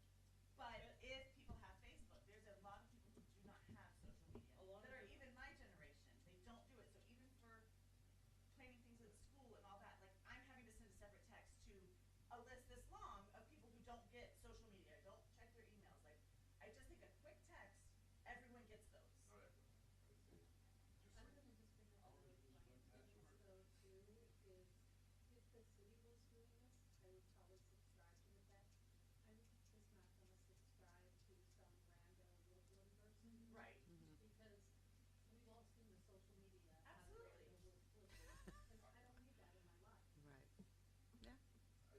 Fair. It's very true. I don't think if you do a text, then I don't think your people coming to the meetings is gonna get any bigger versus if you don't send a text. I don't think it's gonna. I would disagree with you some. We don't know, right? But we haven't tried. But I would disagree with you some on that because I know people who So, are like, oh, I forgot about it. so here's my question then. Okay. I will have us look into what it would cost to do a drip. Okay. I'm gonna reach out. Though to do that, you're gonna have to get people to subscribe Absolutely. and give their text messages, and hopefully, and then how many people are gonna opt. I mean, I That just. can be something that we put on And the again, board. I don't Like, know. I'm struggling to think that if we send a text to 6,000 people here, that we're gonna still get 10 more people here at a city council meeting. I'm not hearing a lot of people that say, well, I didn't know when a city council meeting is, and I'm not picking on you. It's the first and third Wednesday of every month. Every month at 7 p.m. That doesn't change, and that hasn't changed in the 35 years I've lived here. And that is so true, and yet me and my neighbor, we come out and dominate each other, we go, we have a city council meeting. Word of mouth. And we know that it's that. Go ahead, Mr. Easton, what? I just said word of mouth is, in this town especially, because people like to talk about a lot of things, so that's one of the biggest ways to get things. I can tell one person and spread across town like wildfire, so. All right, then instead, if you don't wanna spend the money on that, then let's get little signs, and at exit 21 and exit 22, put a sign up every single Monday morning saying, city council tonight. Miss Dowdy, how about if you just stand out at that street sign Stand every out there with it every Monday, first Monday of the month, meeting tonight. She's like, I will. Here's the other thing, Todd, because when we started this meeting, we were talking about the user interface on that, and we were talking about part of it is user interface and part of it is marketing, and marketing is so important today about getting engagement. And I don't know how, it's such a complicated topic in social media, but this is kind of that whole concept of, what's our vision of trying to market and get and reach out to people. It's not gonna work great to start out with. People have to find value, it has to feel happy, and, so, it's an interesting start. Right. And that's why I say, I will find out and look into this, what it would cost for a drip kind of deal. Engagement, I think, is just really hard in general, because getting anybody to voluntarily go to anything is hard. Unless it benefits them or It has to have some kind of benefit for them. Right. Like, I mean, whether it's the Rotary, whether it's Friends of the Library, the boosters. I mean, It's hard. You say, you get on social, oh, we're all coming, we're all gonna be there, and it's gonna, and you, And then they go home and they return. yeah. So, that's why I say, we'll look at the price here. That's true. A good point was made, Longview and Kelso, they have a marketing department. They have individuals that are paid to do marketing there. Again. Right. Wow. Exactly. They have a bigger budget and they're And a bigger substantially city. larger. It's a bigger city. I mean, And if you think about it honestly, and this is no disrespect to this, item, I think that Woodland is pretty well known and a little bit famous for showing up already for events. Like anytime there's anything going on, Woodland is there. The community is really driven. So this is just, it'd be great to fill this room up for sure. But Woodland shows up in other ways, I feel like. So that's a good thing. so, okay. Any other items on that piece there? Again, city council members, if you want to send a video in, feel free. We would love to post it on there. Again, we have to turn off the comments because you know what we'll turn into is. Oh, yeah. So it'll just be, yeah. So. All right. Any other items or questions? All right. The time is now. Oh. I want to go on record, guys, as saying that social media is a possible disaster.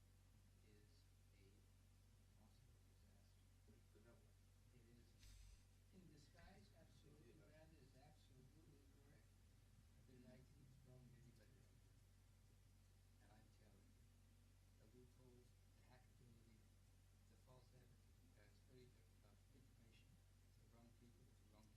tremendous bad position. I think our attorney is too darn liberal when she says no.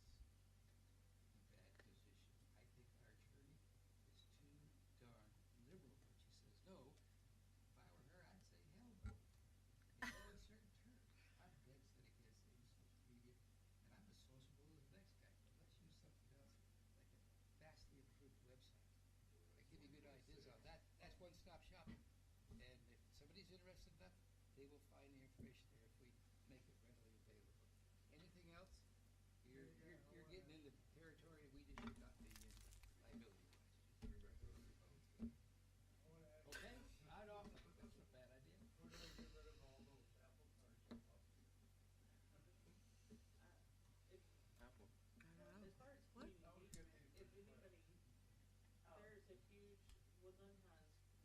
first track invites going on today.